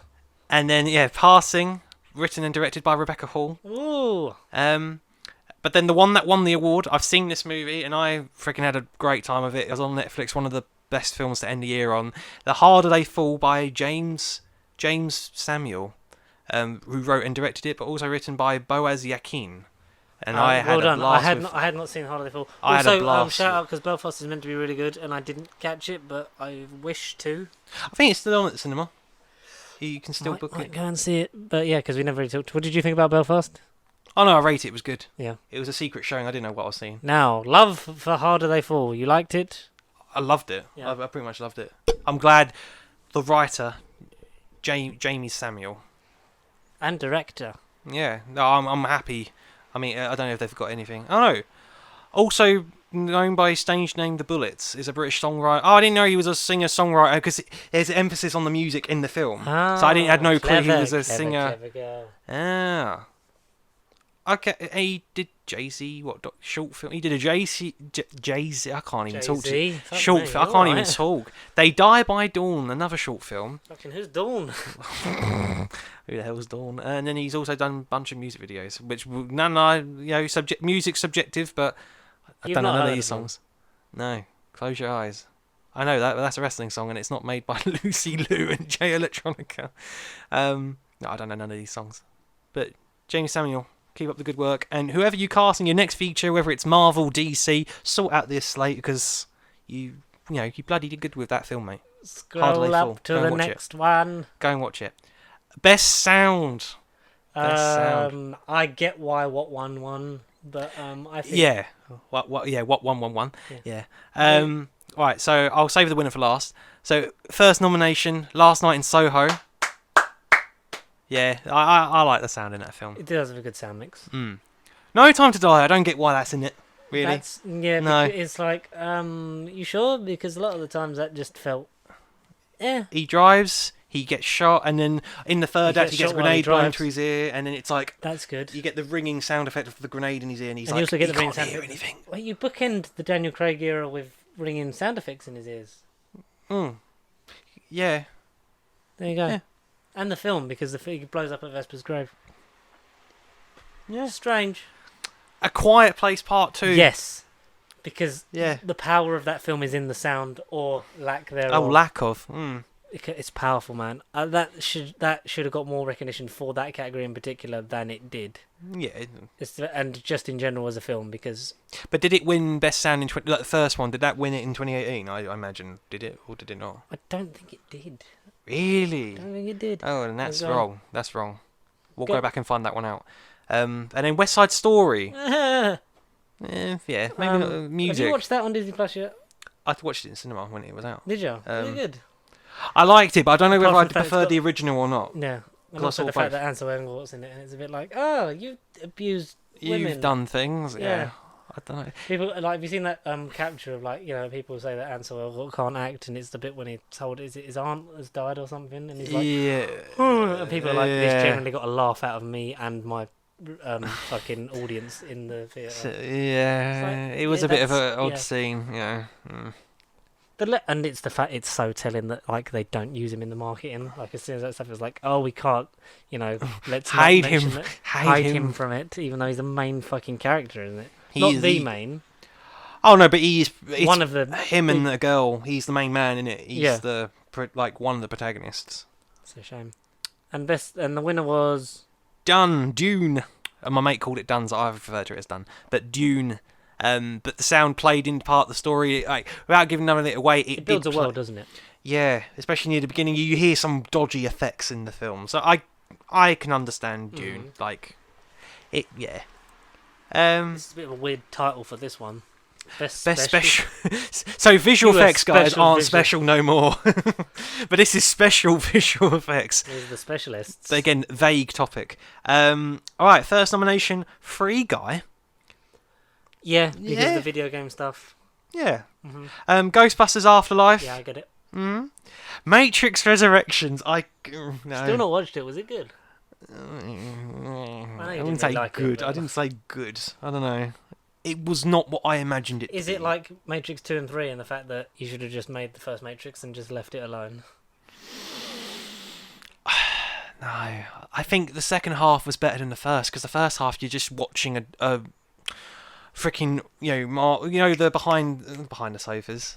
It's kind of behind the sofa. It's a behind the sofa. It's the collection season. What Marvel assembled. That's what I was thinking. The making of documentary stuff about how they make the show. You're watching behind the sofa plus Marvel assembled plus Warner Brothers taking the piss out of themselves as a company. Like Deadpool almost turns up. I say all Deadpool, but it feels like Deadpool's going to walk into the screen at one point and be like, "Hey guys," and then you get to the movie in the second half. It's weird, weird ass experience. But best special visual effects. It has great visual effects, but are they special? Mm-hmm. To me, I wouldn't say. No, not worthy of the special title. No. And then No Time to Die, which is, I'm assuming, for... Yeah, what's special about it? A rocket going off at the end? Spoiler alert. Yeah, James Bond blowing up, they got that award nomination. What is visual effects, really? Apart from, some of this... There's nothing in the car chase. Surely. There's probably some for, the polish up and to, Yeah. CGI over the plate shots, and obviously the bike, even the bike going up the wall was real, but obviously they're CGI-ing out the ramp they made for it to look natural. But special, looking like he cared in the film. I don't know. Did they do something to his face when the camera weren't zoomed in? What was the winner? Dune again. I don't agree for visual effects purely because I haven't seen it. No, I would say that it makes sense because it's a big blockbuster, high budget Hollywood sci-fi film. Yeah, and I think that, or Ghostbusters, or even SpiderMan: No Way Home, maybe you could say. I thought it was going to be the opposite. I thought I read before the film came, it was rushed, and I was going to expect to see flaws and shit, but it was fine to me. For my eyes. What, for Spider-Man or No Way Home? Yeah. Yeah. It was a bit, obviously, the Tobey Maguire face, less said about it, the better. Yeah, but Free Guy, because it feels... I'd say Ghostbusters, maybe. Out of the stuff I've seen, I would have been in terms of... But even then, it's not used majorly. Apart from the ghosts themselves, Harold Ramis... The best scene in the movie with the Marshmallow Men and Paul Rudd in the shop. That's the best scene in the whole movie. That's the best scene. Whereas obviously, Star Wars, Dune... has it in abundance because it's just got to be and here's space and everyone's at war in space and everyone's not human, so therefore we have to visually enhance the fuck out of it. Best original score. I feel like this is a given. I mean, I heard rave reviews about the winner's score before the film had even come out, but Being the Ricardos by Daniel Pemberton, but I haven't heard about this film much, so Don't Can't look comment. up. Don't Look Up by Nicholas Brittle. Apart from the one Ariana Grande song, I wouldn't say I listened to the score I particularly. don't think I really listened to the film. No. Anyway, You watched it in silence. I watched it and I was like, watching that is- film is not a film where it's like, oh, the score's beautiful, man. It's not like, it's not Yeah. Portals by Alan Silvestri.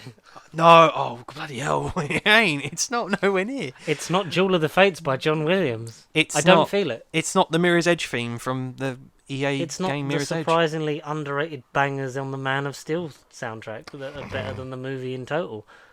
And then Power of the Dog. You missed out French Dispatch. Oh, fuck me.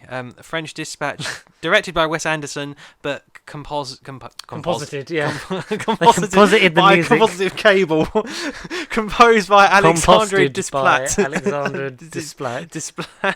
The Power of Dog by Johnny Knoxville Greenwood. Johnny Knoxville from Jackass Greenwood. No, I no. That Power of the Dog, I don't know. Have you seen Power of the Dog?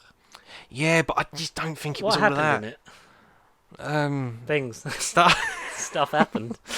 No, I don't fucking know. It's two brothers. I can't wait to tell you what we're going to end this podcast on, by the way. But Oh right, okay. Is it Power of the Cat? no. Is it a sequel? No. But what was the winner? Dune by Hans Zimmer. I mean, the name says it all. Hans Zimmer, you know. Huzzah, a man of quality. Yeah, the score is penetrating multiple times. when you listen to Penetrate that your film. brain. It's penetrating. It's brain-atrating. Ooh. Best production design. Cyrano, the Peter Dinklage Game of Thrones prequel film. Serrano. The Game of Thrones prequel film that I can't wait for the prequel film Dis, and there'll be Dis Serrano. Dis Serrano. Let's get on it, lads. French Dispatch, French Dispatch. I kind of would have gone for that maybe. It was gorgeous. Yes. But then so was Nightmare Alley. French Dispatch, Nightmare Alley would have been my picks for production. But then the last one was West Side Story. But then the winner of that category was obviously Dune by Patrice Verment and Zuzanna Sipos. Mm-hmm. So obviously Dune, got to visually enhance the fuck out of all the movies. So again, congratulations to Dune. This is the fourth category in a row that it's won. I promise the next one isn't going to be Dune. Best edited film of 2021/22. Belfast. Mm-hmm. Dune again, but it didn't win it.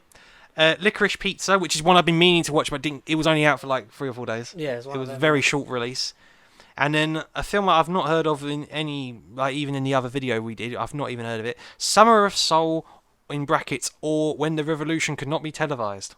Do not know this movie at all. But the winner of Best Edited Movie, which I don't know how I would have, I don't know this one, but No Time to Die is the best edited movie. Out of those, out of everything it's possibly. nominated for. Out of everything it's nominated for, yes. Yeah. But I feel like there's better edited movies. Exactly. But the thing is, we've gone so long that I've wiped my brain of everything that happened in little 2021. So I'm like, unless I watched like film everything again. in 2021 again, then I'd be like, oh, this was edited better, or that was edited better. Because like even, I don't know, House of Gucci definitely wasn't. So I'm glad that wasn't nominated. Oh no. Yeah, I guess by default you can say it was the best edited movie, but that's because they just had to fucking cobble together what they did. I don't know. I've got no words. Well deserved win. Yeah, if I could give it anything, Yeah. it would be best original song. Yeah, I've agreed. But For 2 years before the film release, yeah. But that's about it. Maybe best supporting for Lashana Lynch. Or even Jeffrey Wright. Yeah, but he's not in it long enough, as much as he should have been. He isn't. Next one. Best makeup The and next hair. one. Alright, this pissed me off. Yeah, I get why, but then You know which one I think then. I totally. Yeah. Um, Read it a to film me, that big man. Yeah, bloody hell. The film that George got pissed off by, and I agree could have won it, and maybe should have, because I haven't seen the winner, but I do want to see it, and they have got a lot of exaggerating. They have a lot of hair and or makeup. Yeah, and eyes apparently in the title. But spoiler alert. Cruella should have won it. I think it should have won it. Yeah, Emma Stone's hair is gorgeous. That was before the film. That was before the film. Or before Spider-Man broke her neck. Bit of both. Cruella, Cyrano, the Peter Dinklage prequel. Not seen it. His hair's the same to me. I saw the trailer. His hair looks it's exactly a the period same. piece, though, isn't it? Yeah. So that would, Yeah. Period Again, I piece didn't see a lot of other people win it. Automatic, equals automatic fucking nomination 9 times out of 10. And Cruella is just such a it's out of time, but it could be modern. But when was that? Was that in the I think it was 70s, 80s, 90s? I feel like it was in the 60s. Yeah. But obviously, the original film happens in the 30s. It doesn't come out in the 30s, but I feel like it's set in the 30s just by, I don't know. Kay Van Novak's in it. Guillermo, what is the next nomination? Dune, again, but spoiler alert, didn't win it. Now, I get that as well, because also, if it's a good sci-fi feature film that's world building and it's all alien civilization, like Jupiter Ascending. Yeah. Should be nominated. And then House of Gucci. Because the look tells a story. Just like Jared Leto in Unholy Amounts of Prosthetics. Yeah, because that's the only reason why it was even in this bracket for me. Doing a really very, not very PC accent. Offensive. And even the Gucci family got pissed off by it. Lady Gaga, very good.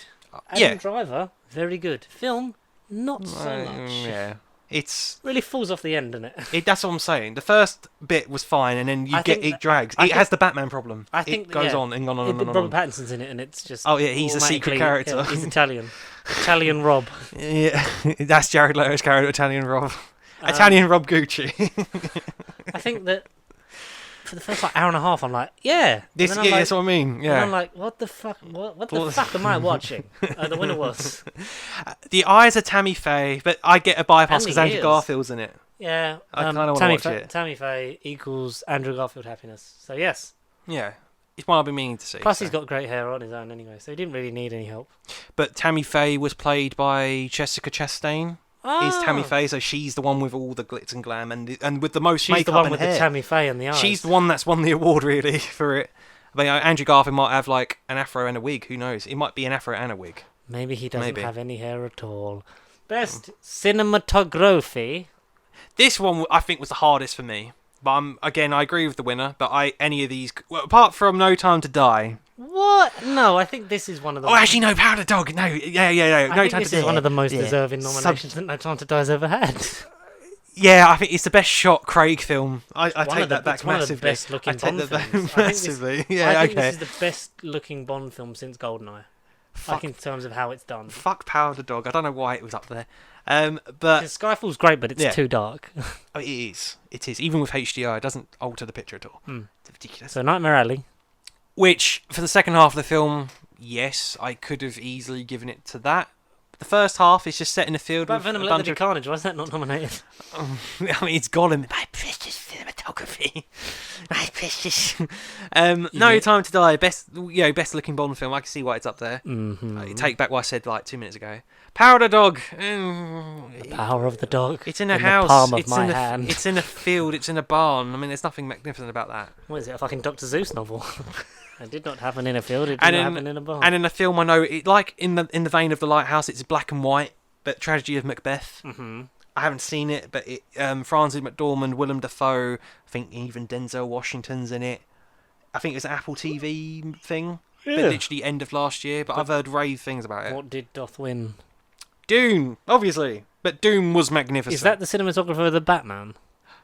Yeah, no, because that went around this week. So I sent that Greg Fraser, he did Dune, Batman. What the hell was that post? Because I agree. I literally sent it to you, didn't I? They're 4 of the best movies. Rogue One and what's the other one? Dune, Rogue One, Mandalorian. Bits of Mandalorian. That's right. Yeah.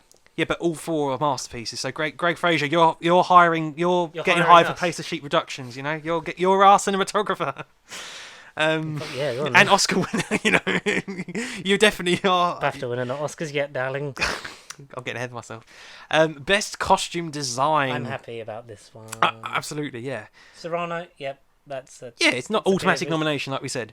Dune, the same thing for the hair. It's a space world. Here's the costume. But then compared to a period piece where I know some of it's got to be authentic, Dune isn't got to follow a uniform or code. It ain't looking at historic things and going, we've got to copy that. It's just plain. Dune is, and even by descriptions of the book, it is plain. So it's not going to be the winner. I knew it wasn't going to win that, but yeah. French Dispatch.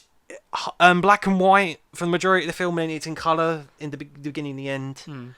So yeah, I kind of get why it's up there. It's a vintagey setting. But then Nightmare Alley, there's a lot of suits, there's lots of hats, there's lots of trench coats. Sort of dirty 50 mobster vibe a little bit. Do you know it should have been nominated? What? Last Night in Soho. I agree with that. The whole thing's about fucking costume design. No, I agree with that. Yeah, totally. The whole film's about a woman who makes dresses. Yeah. Like for her, is it for her job or is it for her uni? I don't remember. It's uni. Yeah. Yeah, she's studying it, and then she was yeah, going to go. Yeah, because the film ends with her like end of year 1 fashion show, doesn't it? Yes. And it's like, oh, look at the mirror, look, there's Anya Taylor-Joy, and she's blowing a kiss at you. Yeah, it totally doesn't. He won't hit a single. Have a nightmare. A single. Nothing will come of that. When you're in trouble, you can always go. Emma Stone because Cruella won. Yes. Watch Morbius. Cruella won, yes. Cruella because won. Like Last Night in Soho, it's about costume design. Because I was getting that confused because Cruella goes there to work for Emma Thompson. Yeah. And it was like Cruella won, really, and yeah, and she takes the mantle. Yeah, basically. Oh, yeah. Same universe. Yeah, it deserved it because it's all about costumes, and they were fucking. They were phenomenal gorgeous. All of them were gorgeous for a Disney movie, especially. Periody PC, but still drawing from the cartoons as its absolutely. Inspiration, but making its own style because obviously it's real materials. Yeah. Best film not in the English language. Breathe through these. I've not seen any of them. Neither have I. Hand of God. Parallel Mothers, which I did see advertised, Petite Maman, and then The Worst Person in the World, aka John Barrowman. So that was a John Barrowman making of. Noel Clark. Oh, Noel Clark, yeah. But the winner, which I heard for months, Drive My Car. I think Japanese film. Yeah, Japanese road drama. Yeah. Well, it's got a car in it. Obviously, it's a road drama. He drives a truck. Maybe it should be called Drive My Truck then. Drive My Truck. Best casting. I think the winner for this one's very ironic. Yeah, a little bit. Yeah, I totally didn't. I raised my eyes and was like, sure. Boiling Point. Don't know who's in it. I haven't seen it, but let's go through. Stephen Graham, Vinette Robinson, Alice Feeham. But it's easy to put Stephen Graham in something and say you've got the best movie of the year. I mean, Venom: Let There Be Carnage. Why wasn't that nominated? Why wasn't? Yeah. Woody Harrelson, Tom Hardy, Stephen Graham, another Naomi Harris. Another nomination for that really long Italian film that he's in. What's it? Who? Which one? What's the Robert De Niro long Italian film? One, the really long one. The Irishman. The Irishman. Yeah, sorry. Yeah, the Irishman. Another nomination. The Irishman just keeps getting nominated every year just because Stephen Graham's in it. God. Venom: Let There Be Carnage. Dune, which that one should have won to me because. I mean, they haven't had the TV awards, have they, for BAFTA yet? Is it always no. the film first? I'm sure this is the film award. Yeah, I'm sure. sure. Stay on there. I'll Google it. I'm sure. Okay. June. I mean, Timothy Chalamet, Rebecca Ferguson, Oscar Isaac, Josh Brolin, Stellan Skarsgård, Dave Drax the Destroyer Batista, Zendaya, Jason Momoa, Javier Bardem. I mean, that says it all to me. Hand of God. Don't know what this movie is. It's an Italian movie, a Netflix movie. Okay. I am not going to pronounce none of these names because I can't speak, and also I don't want to offend the Italian audience if any of you fine people are watching. But there's again quite a few of you, and then King Richard, which Will Smith, Tony Goldwyn, John Bernthal. Oh yeah. Demi Singleton. I can't butcher. I can't talk. How would you say this name, George? First name. Oh yeah. Anjanui Ellis. Anjanui Ellis. Probably butcher that, but we're sorry, love. Yeah, we are sorry. We really are. Sanya Sidney. Demi Singleton, John Bernthal, Tony Goldwyn, Erica Ringel, Dylan McDermott, Kevin Dunn, Judith Chapman. It's probably got more people than Dune at this point. Yeah. It's quite a lot of people. So what was the winner? I'll get into it, love. I'm getting to it. I need to find it now. Oh god, there's loads. West Side Story. Ansel not getting my knob out, Elgort. Ariana Is that his DeBose. film? Is that his film? Is that his name? Is that his film? That's his coming of age story. Ansel not getting my knob out Elgort. Ariana DeBose, who is definitely not a rising star according to that category. David Alvarez, Mike Fast, Rita Moreno, Rachel Zegler, who was the original Maria. No, oh no, okay, I've got that wrong. Rachel Zegler is Maria. Corey Stoll, Brian D'Arcy James, Jamie Harris. I mean, I don't know. Dune should have won. Anyway, moving onwards. Best animated film. And yeah, there's 4 nominations. I knew the winner was going to win, but I saw two others, and I thought this one in particular was going to win, and that one should have been Mitchell's versus the Machines for me. I love that film. The television one's the summer. In the summer? / end of spring, so end of May. So we would have had what the. This is the. I wonder if Disney Plus shows will be on it. So what's going to be the next award after this? What's the next? The Academy Awards. The Academy Awards, because we've had the Saga. We had the Golden Globes on there. I can't think. I don't know. I'm not American. I don't remember think. this stuff. Sorry, next one. Animated film. Is that what you're on? The winner I knew was going to win, but I was happy with any of them. Mitchell's vs. Machine. I loved. Quite good. Yeah, Luca, I appealed to it. Luke, have you said Luca? No. I literally started Mitchell's vs. Machines. Yeah. Oh, yeah. No way. But Mitchell's vs. Machine was my personal pick. But it was quite good. Yeah. Underrated. It's the team of Into the Spider-Verse as well, Phil Lord and Christopher Miller. But it did have that weird, awkward production where it's like, it's in theatre, it's not. Then it's on not, Netflix, and it's in theatre for a bit. It's like, what? Make up your mind. Flea, which is the only one I've not seen. I've not seen it. Danish docudrama. Luca, which... Amazing. One of my favourite films of last year. Rewatchable films. But then the winner... We don't talk about Bruno, no. Have you watched Encanto? I mean, I did, because I didn't even watch the film, so I don't talk about Bruno. No, I told you I started a few weeks ago. I still haven't got around to it. Watch it, because you'll be like, oh, I appreciate it now, Appreciate it. Yes, well done. Encanto. Bad luck, Luca. It could have been either. Mitchells. Best documentary. I've not seen any of these. I've not seen any of them either. Fly Through. Becoming Cousteau, which is going to be... That was a Ratatouille. Ratatouille, that wasn't one of the cooks Cousteau. Is that a Disney character? That's Gusteau. But, Gusteau. I think and that's his cousin. No, that's a French owl. I think you're thinking of... Click on it. Is it Jean-Jacques Cousteau, the sea life explorer? Yeah. No, see, he's a French cook in Ratatouille. That's wrong. No, because he's in one of the behind the scenes on the original DVD for Finding Nemo. Wait, what? I mean, I see the link because it's a fish, but God damn I will find it because I remember this from my childhood. You carry on with that, and I'm going to Cow, revolving around the life of a cow. It doesn't even have a name, so that's magnificent. Flea, the Danish docudrama for animated feature thing. The Rescue, Doctor Who documentary discovering about the missing episodes. Well, why isn't that winning? But no. 2018 mission to the Tam Luang cave rescue that saved a junior association football team from underwater cave. But then the winner was... How do you spell Cousteau? Cousteau. Cousteau. Jacques Cousteau, yeah. Yeah, Exploring the Reef with Jean-Michel Cousteau. Oh. Sorry, Cousteau. I mean, you should have been Ratatouille. But the winner of documentary is one that I mentioned earlier in whatever bracket it was, like many eons ago. Summer of Soul and Copyright, or When the Revolution Could Not Be Televised. It's mainly about the 1969 Harlem Cultural Festival. Oh. Okay. Best Original Screenplay. Yeah. Again, three of them I've seen.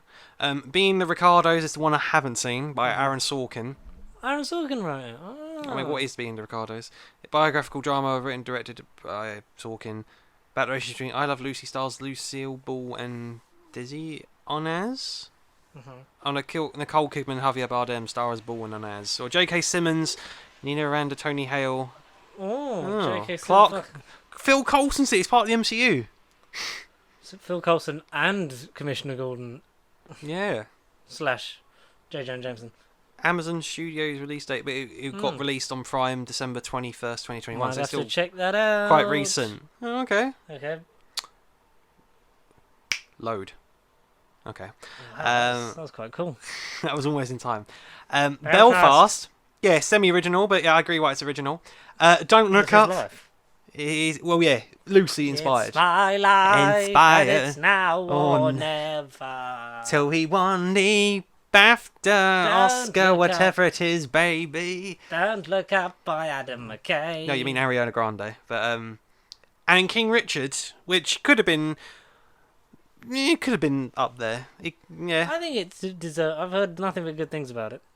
To be fair, all of these I kind of agree with. And the winner was Licorice Pizza, which is another one I hadn't seen, but one I've been meaning to. By Paul Thomas Anderson. Mm-hmm. Yeah, famous film director. Directed quite a few things. I haven't watched any of these films. None. And on the flip side, it's best adapted. It's source material that existed, and then someone made it into a movie. Better or worse, you decide. Drive My Car, the foreign film that won for best foreign film, yeah. Yeah, not British film, whatever the title was. Dune. Yeah. Yeah, I get why it's nominated. Yeah, it's an adaptation. It's a book. What I mean, totally. The Lost Daughter, which is a book I've not heard about. Psychological drama I have not heard about at all. It's written and directed by Maggie Gyllenhaal. I didn't know that at all. But Olivia Colman... Oh no, that's the Olivia Colman one. That's meant to be really good. Is it on Netflix? I saw the N in the corner, yeah. Prior to streaming on Netflix December 31st. So literally end of 2021. Okay. Cool. I'm going to watch that. And then Power of the Dog. It's my least favourite dog story from classic Doctor Who. I much prefer Genesis of the Dog. Genesis of the Dog. Remembrance, Revelation, and... I even preferred Destiny of the Dog. I preferred that one. Yeah, that's a good one, yeah. I mean, the Mavellan breed was a very good... Yeah. Was a very good boy. Very good boy. And the winner was Coda? Which is an Apple TV film, but an English remake of the 2014 French film La Famille Belair. Totally butchered that name, I'm sorry. Yeah, I mean, it sounded okay until you... Until what? I spoke French. Gave up at the end. I don't know. I do not know this film. I do not know the French.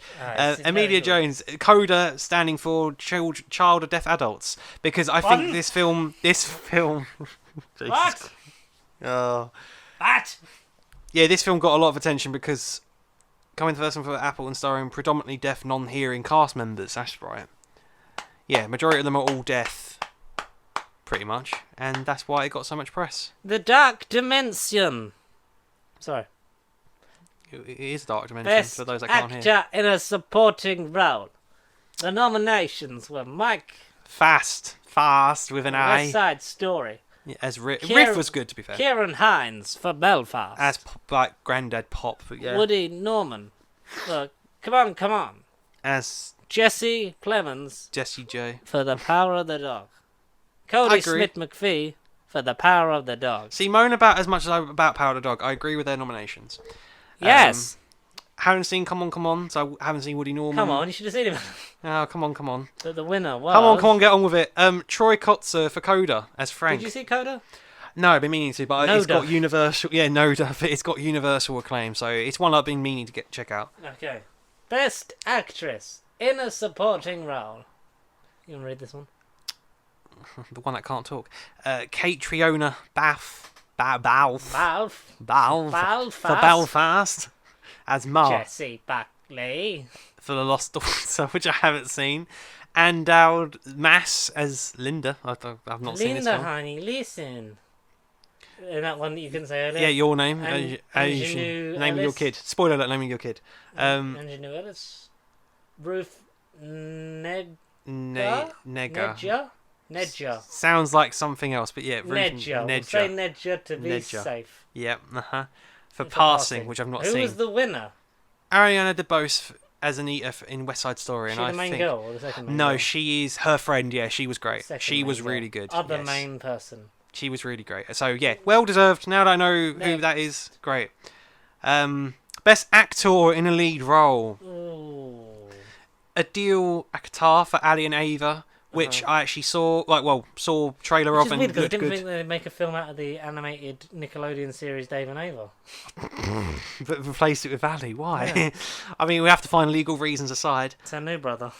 Mahershala Ali for the Blade prequel Swan Song. No, it's just... What is Swan Song? It is a science fiction romantic drama. Film stars Mahershala Ali, Naomi Harris, Awkwafina, Glenn Close and Uncle Adam Bean is Beach. in it. Oh Apple my God. TV. Yeah. Okay. I mean, what? December. I mean, these are all quite new. Oh dear. Benedict Cumberbatch for The Power of the Dog as Phil Dr. Burbank Strange. And then Leonardo DiCaprio for Don't Look Up. I get it. I get it, but I don't. I don't agree with it. And then Stephen Graham for Venom Let There Be Carnage. Boiling Point. I mean, I haven't. And the winner was, I think, well deserved, because I've heard it's his best performance in years. Will Smithy Smith As Richard Williams for King Richard. Yeah, no, I agree with Will Smith. He was great. Best actress in a leading role. Made After Earth because it was shit. What on earth is that movie? Best actress in a leading role. Lady Gaga, House of Gucci. No, you didn't pronounce it right. Well, what? It's Lady Gaga. Gaga. Lady Gaga. The electronic male Viago. Viago. Who's Viago? There's no Viago. Is there Guillermo? Guillermo. Who is Viago? You, computer man. Fix my pants. Colin Robinson. What is the bush? Have you ever seen The Mighty Bush? It was on BBC Three back in the day. It's Noel Fielding and Julian Barrett. It's a very good show. Like Matt Berry's in that a little bit, and it had like a sort of live stage tour, in the same vein as like Mrs. Brown's Boys and that. But it's like dark comedy kind of thing. But it's so good because like a lot of the Bush stuff, I think, was in the same place as where Toast of Tinseltown was, because there's some very Bush-esque shots, like in the desert. Because if you watch it, I think it's all on iPlayer. It's fabulous. There is some age stuff, but it's not that bad. But Matt Berry's in it, and he's very good. He's in the Mutants episode. All right. And he's like, try saying that with the body of a snake on the balls of a chimp. Sorry, just... And that was for Lady Gaga. Yeah, that's because, sorry. Lady Gaga. Yeah. Lady Gaga. I once knew a man like you in Burma. I watched him hang. I made him hang. I could do the same to you. That's Elena Harm's famous quote from Licorice Pizza. Yeah. I've seen that one. Emilia Jones for Coda. Renat. When it wants you for the worst person in the world, is she from... Oh, it's Norwegian. No. Norwegian. She's from Norway, so it's Renat Rensiv. I don't know. That's a Thompson. For passing, I might check out passing. I must have passed on that. Ha I know, I definitely did. Netflix movie. Well, I mean, don't blame yourself. It's Netflix. I mean, you have to catch up with that every sodding day. The fucking price is going up, but the quality's staying in the middle. November the 10th. Okay. I'll have to check out passing. But the winner was Joanna Scanlon for After Love. So, spin-off sequel to Afterlife that famously ended recently. Ricky Gervais' fucking legendary show. I've just finished it. Have you? Great show. Amazing show. I loved it. Have you watched The Office UK? Yeah. Have you watched Extras? No, been meaning to. Yeah. Watch that. I have to do and extras. then if you want to watch Derek, but I was like, this is just strange. He's playing a mentally ill man. Oh, okay. Oh. Yeah. But people really liking it. It's meant to get like really good. And the person who plays Lisa in Afterlife is in it as one of the nurses. Oh, okay. Oh, I need to remember her name. Best. We'll say film for last. We'll do director. Yes. Yeah. Best. Yes. Director. Paul Thomas Anderson for Licorice Pizza, which I've not seen. Audrey Dewan, maybe wife of Sacha Dewan. No, because and Angie Mahindra, who played Rani in Sarah Jane Adventures, is his girlfriend. Oh, but when you translate it into Lebanese, it's Audrey Dewan, maybe? It's no. not, I mean, No. it's a fucking stretch, my friend. Julia Decoro. Coronu. For Decorum. Titane. De Coronel. But not Titanic. Titane. The French one, which was meant to be... Yeah, French-Belgian, yeah. Okay, thank God. Meant to be great. Out in Cineworld for like a day. Out. Oh, God. I can dance. This film, it's edited perfectly. Ryusuke Hamaguchi for Drive My Car. Fucking well done for nailing that one. I know, somehow. And then Aline Khan for Afterlove. You somehow managed to say that one almost badly.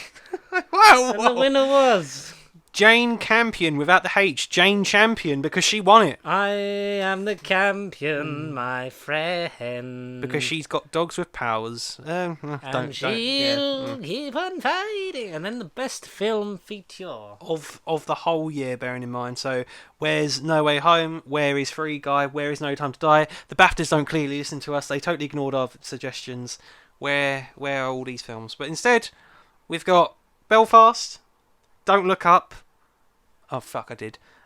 Dune, Licorice Pizza. I Don't Look Up is mentioned for best. No. No, yeah. But then The Winner I've not seen, so I don't know the context of if it was good enough. On the fence. No, you're sitting on a chair. Power of the Fence Dog. Fence Dog. Yeah, it won. The face dog. It won everything. Dude.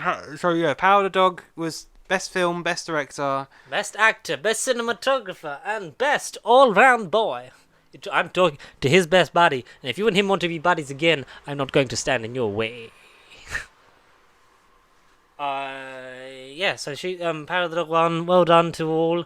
Okay, I say that. It got nominated for loads. It only won 2 awards, so I can let that Dune slide won the most. Was it? It was 5, and it got nominated for, I believe, the most as well. It was like 11 nominations. Jesus Christ! It's like Lord of the Rings at the Oscars. Yeah.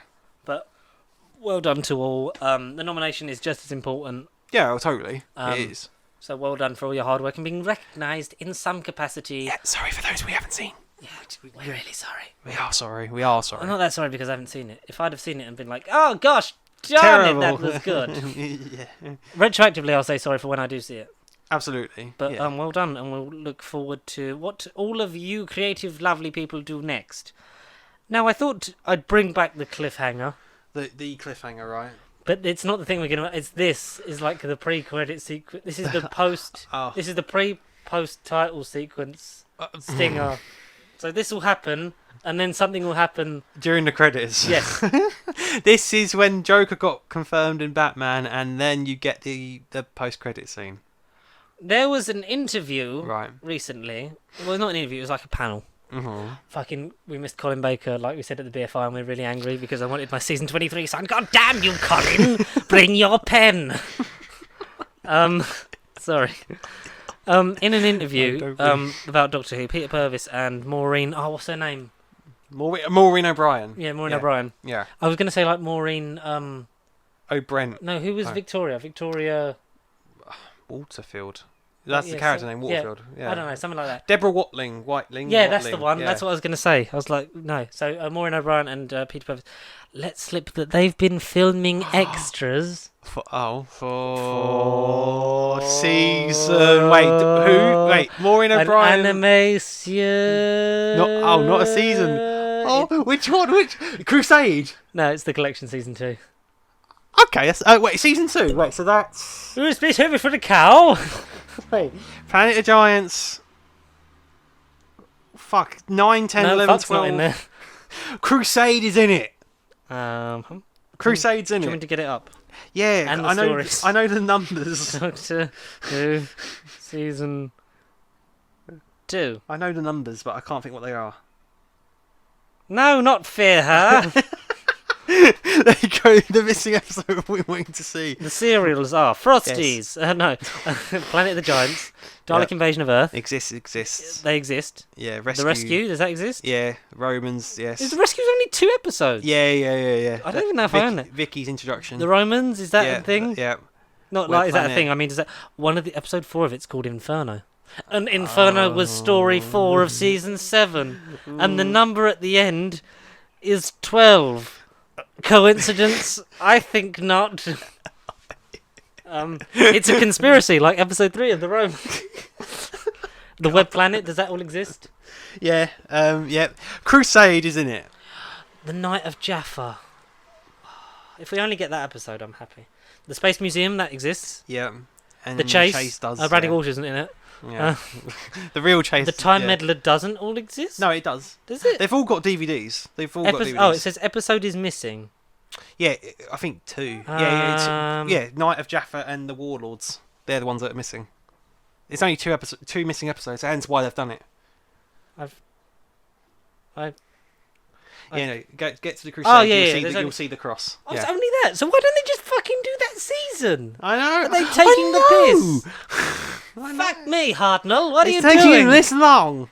And yeah, so that was the thing that potentially the next collection will be season 2 because Chris Chapman, who works on the as he calls it, the Hoorays, because he does all the extras. Because I know Billy from Review of Death, who we previously reviewed his Dark Dimension fan thing. Oh, okay, yeah. Has been working on the behind the scenes of some of them, and obviously met Colin for it was like, oh, I knew season 22 was happening. It's like yes. He didn't say it like that. Billy doesn't even sound like that. Go and listen to Review of Death because it's really good. And they're talking about Nemesis. No, they're talking about Silver Nemesis against Nightmare. No, not Nightmare Silver. Fucking Closing Time on the next episode. Oh, okay. So that's going to be a good one. Yeah. So you talk about because Matt Purchase, who I also get a lot of my DVD information from on Twitter, was like if there's a story in it that hasn't have missing episodes, would you rather it had missing episodes or animated to completed? And he said something, Chris Chapman was like, you might be in for a surprise, suggesting that we might get the first black and white. That does make sense because that's the one that's nearest completion in terms of Hartnell missing. It's 2 episodes from one serial that need animating, and that's cool. The first Do one. it. Yeah, absolutely. Do it. I know that then season 4 or 5, or is it 6 that would be as Space Pirates and... It's only... Hang on. That's... Fuck, this... Because there's one that's just the Space Pirates? Or yeah, Space that's Pirates season 6. That's season 6, I'm sure. Yeah. So we are close. I want to know. But now. I hope that they left it a bit. Got the animations out there, so maybe that's the only way they actually get them done, is they get them done as part of the Hooray production budget, but then that might drive the prices of the box sets up. 8 missing in season 6, but what are they? Is it all of the Space Pirates? That's because that's 6 episodes. So Dominators, which exists. I got that. Mind Robber exists. I've got that. Invasion episode 1 and 4. Yes, because that's one of the first animated things. The first. And it flips between that and live action. You're like, this is jarring, and that's why there's the option for watch it like that in later ones, or watch it as a completely animate all of it. So Dominators, Mind Robber, episodes. Invasion, Crotons exists, Seeds of Death exists. Yes, and then 6 of the Space Pirates, which is all completely missing. Oh no, sorry, minus episode 2 exists. Fucking hell. But then release the episode 2 cut. Yeah, War Games is fine. Wait, it says 8 and now I see 7. Episode 2. So while Connor does this, episode 1 and 4. We will drown out to the mysterious voices of the theme tune. Thank you everyone for listening and watching to another podcast, episode 193. If you would like to get in contact with us at this very address, you can send it to, or follow at Pasty Cheap across Facebook, Twitter, and Instagram, and you can send your electronic mail to. I was going to say my email. Yeah, send it to Connor, then he'll forward it on to me. Wait, email nerdbiblepodcast contact@gmail.com. Fuck me, what's happened to you? Connor.exe is crashed. I'm on Xbox 360 and we're on Xbox Series X. Don't forget to like, comment, subscribe, share if you've not done so already. What remains for us to say is thank you very much, and we will see you the same time next week for more.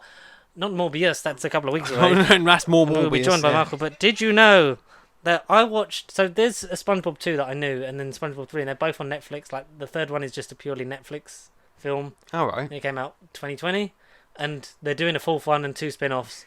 And obviously they're doing the prequel SpongeBob series that they waited for the creator to die because he never wanted to. Let's never do spin-offs. Let's just be true to the characters. And then when Steven Hillenburg sadly passed away, it's like, here's Camp Coral, the early years of SpongeBob, and it's like, oh dear. But Matt Berry's in both of the SpongeBob movies that are on Netflix. The third one's a 3D art style, and it's like, oh okay. But the 3D art style's kind of. Is that the one with Keanu Reeves? It was a sage. Yes, a sage. So it works out pretty well. That's really weird, and I've not finished it, but I really did actually enjoy Sponge Out of Water, which is the one about the Krabby Patty formula disappearing, and Antonio Banderas is in it as Burger Beard. Matt Berry voices Bubbles, the space dolphin, who's basically like Uatu the Watcher, who watches over the universe. Oh god, really? So here's the only clip I could find. What happened to Saturn and Jupiter? It was supposed to